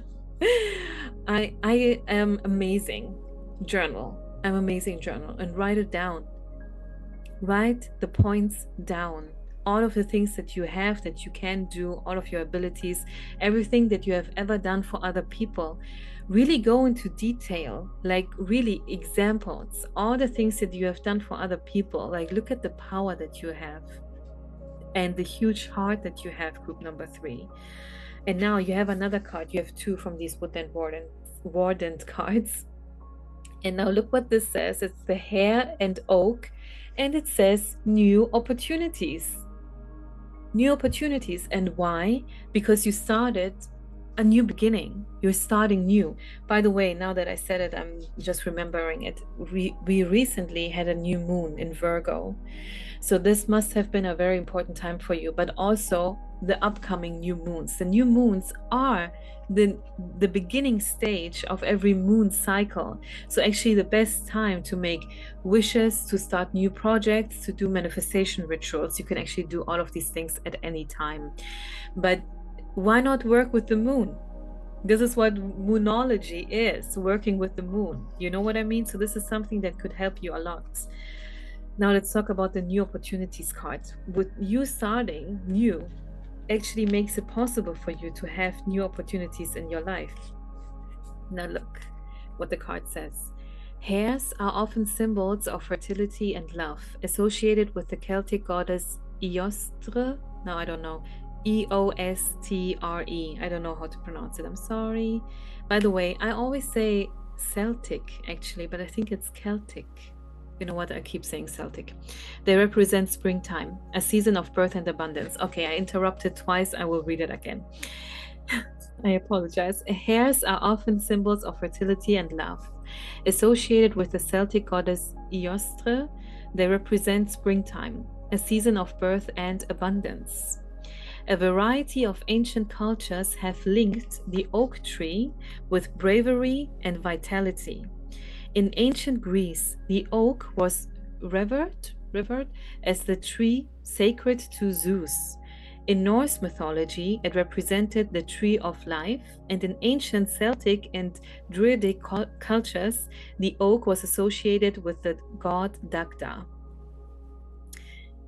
Actually, I can see a repeating pattern. So this also talks about confidence. So the other oracle card and the confidence card also talked about abundance. So actually these two go hand in hand, the confidence and the new opportunities. I mean, obviously, if you're confident enough to have a new beginning, new opportunities are coming into your life, and they are, of course, coming with a lot of abundance. The card came out for you upright, and the upright message is a celebration of good fortune is in order. If you have been in a caregiving role, this is a reminder that your sacrifices will be repaid.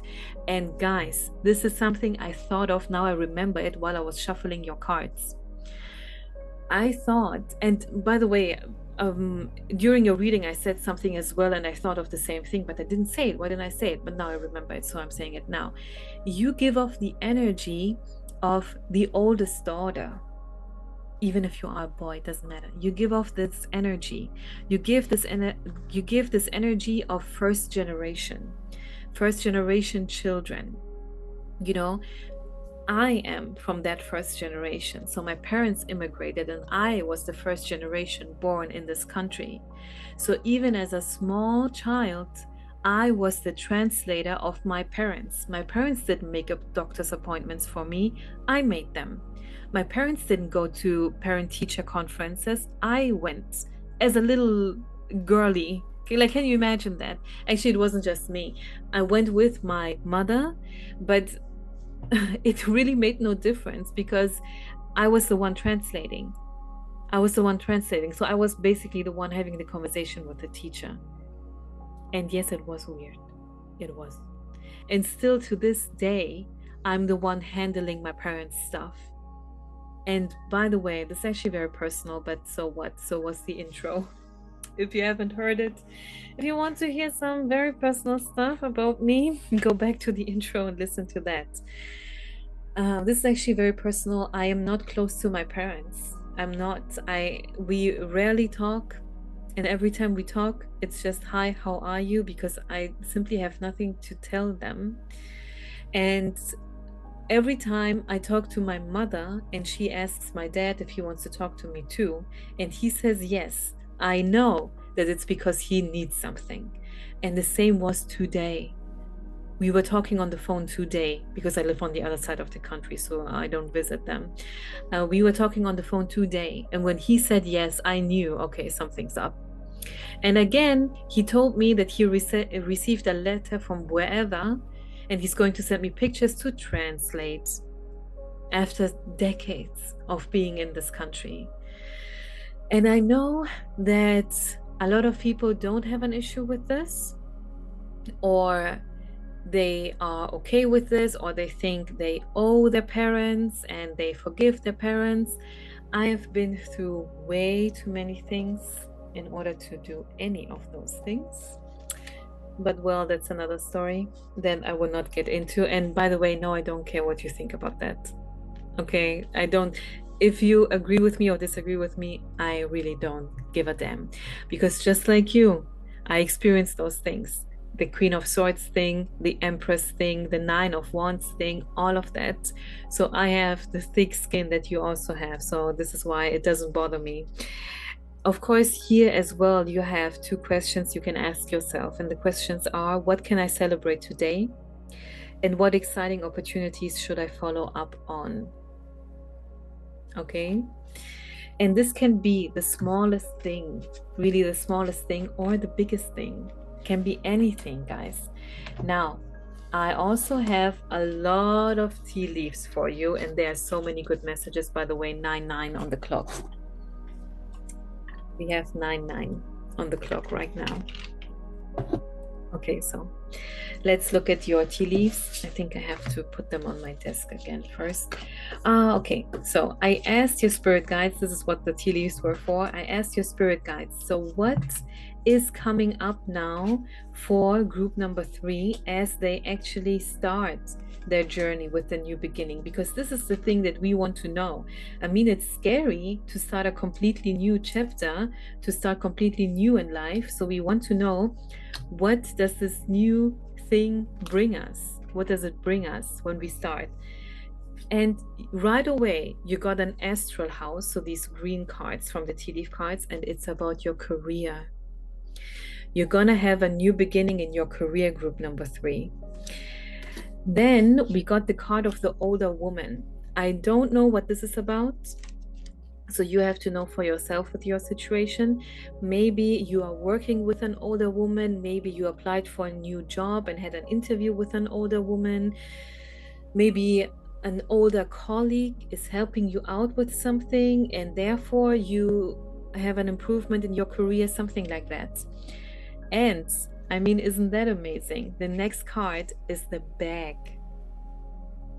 With this new chapter that you are starting, you, my dear, are literally getting the bag. It says something important such as a new job or a raise. You're getting the bag with all the money and abundance that you want. And you got a timing card. Guess what the timing is, group number 3? It's September. So this new beginning starts for you now. As I said in the beginning, maybe you already started, or maybe you are about to start. Maybe you are too scared yet because you don't know what the new beginning will bring you. Guys, do it. You can see in the September card, the bag is coming. The career improvement is coming for you now. And if you're watching this video at another time, then September doesn't mean next September. It means the current month. Because I'm currently recording this in September, meaning that the new beginning, if you start it now, will bring all of these improvements. So if you watch this reading, I don't know, in April or something like that, it means start your new beginning ASAP, because all of these things are here for you to grab, just like the grapes. The grapes stand for time to go out and have fun.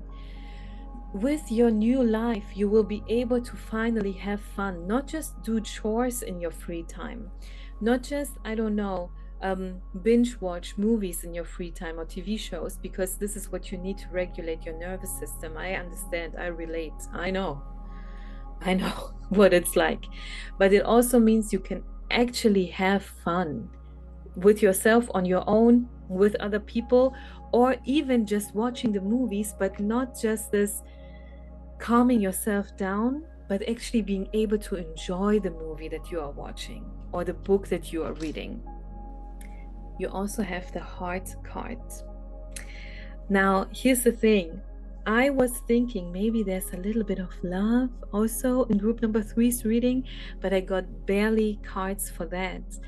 Doesn't mean that new love is not coming, guys. That's not what it means, okay? So don't get me wrong. I'm just telling you that the reading didn't go to that direction. But this is not the first and the last reading you're watching in your entire life, is it?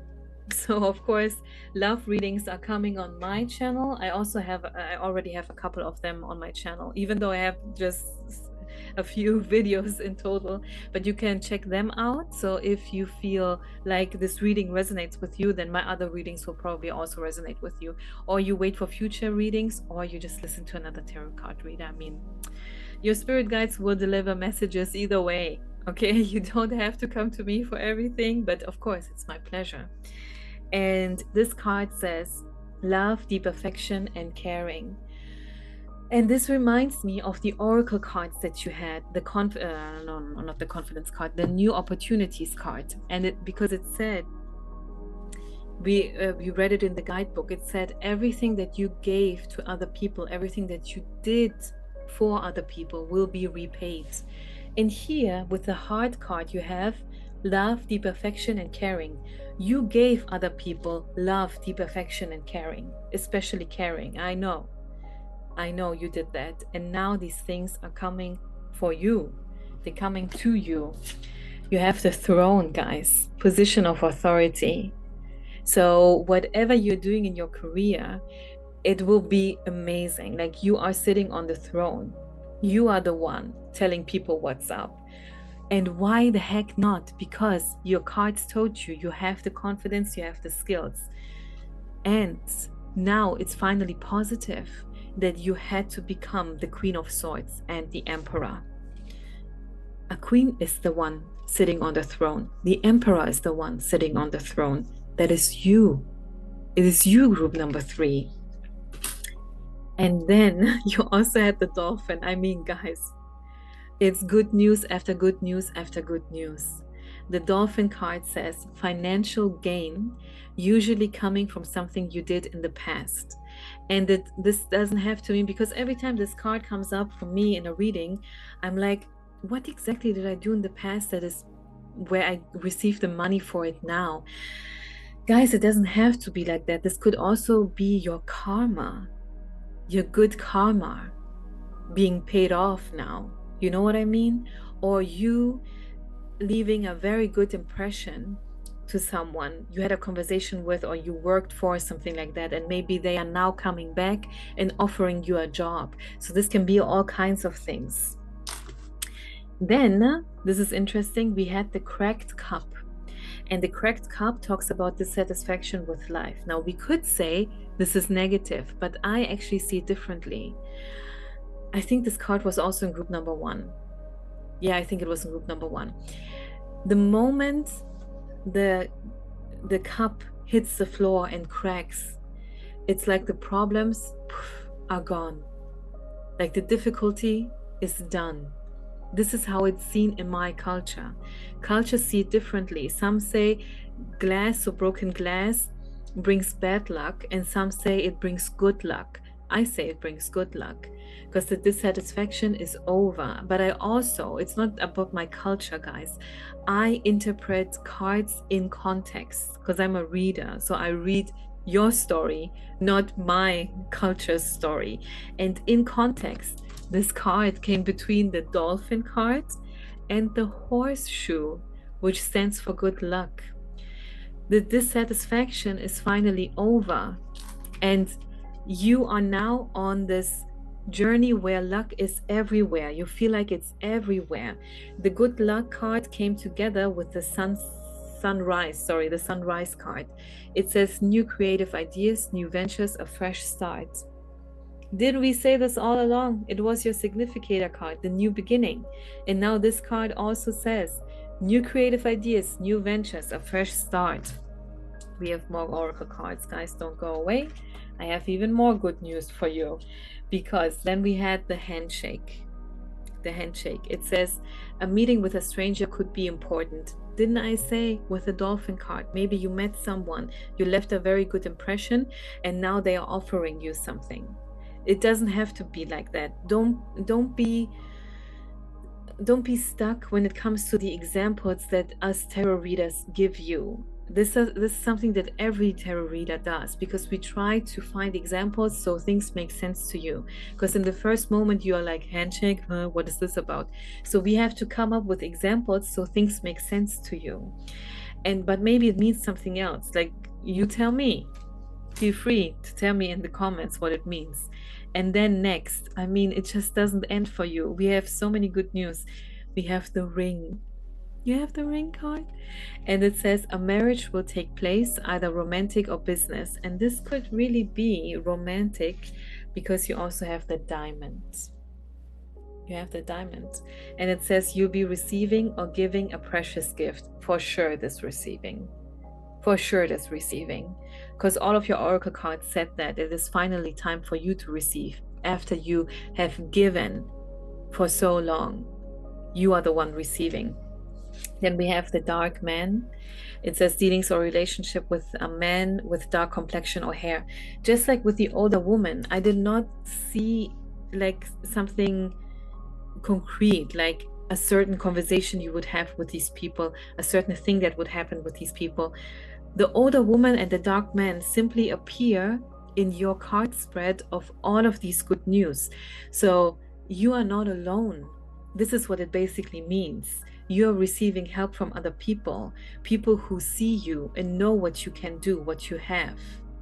Okay, so maybe you will not know about this, because maybe they don't talk about you positively to your face, but behind your back. But it doesn't matter, either way, it is helpful. Why is it helpful? Because finally you have the money path cards. Like, what the heck? Group number 3. Wow, just wow. It says a path with money is waiting for you to find it, and you are finding it because you're starting with a new chapter in life. And you had the astral house. This was your first tea leaf card, the career, and now the money path. And finally you have another timing card, January. If not now already, because we had the September card, by January you would definitely see these things coming to fruition. You can save this video, you can take notes or something like that, and then you can see for yourself, was it true or was it not true? Did these things come to you in your life by January or not? By January, for sure, you will see these things, the new path or the positivity unfolding in your life. But don't just sit around and wait for January. Don't do this, because keep in mind what I said in the beginning. Your significator card of the new beginning, the new moon card, is not a future prediction. It's your spirit guide's advice. So this is what they tell you to do. So you have to do things. You have to take action. Okay? The path is here. You don't have to create it. The path is here. You just have to walk it. You just have to walk the path. Leave the past behind, walk the path, and by January, you will have these things in your hands. Finally, I have 3 more cards, and then we are totally done, because while I was shuffling your tea leaf cards, I kept looking at the coffee cup cards. I have another deck card, and I have another card deck, I mean, not the tea leaves, but the coffee cup. And the first one was the peacock. The peacock stands for pregnancy and wealth. I mean, if you're not planning a pregnancy, it's definitely the meaning of the wealth, okay? Which is here for you. It is here, guys. And the flowers. Flowers stand for romance and sweetness. If it's not love, because we don't have so many love messages, it's definitely the sweetness, or you loving your life, the sweet side of life. Now you finally have the sweet side of life.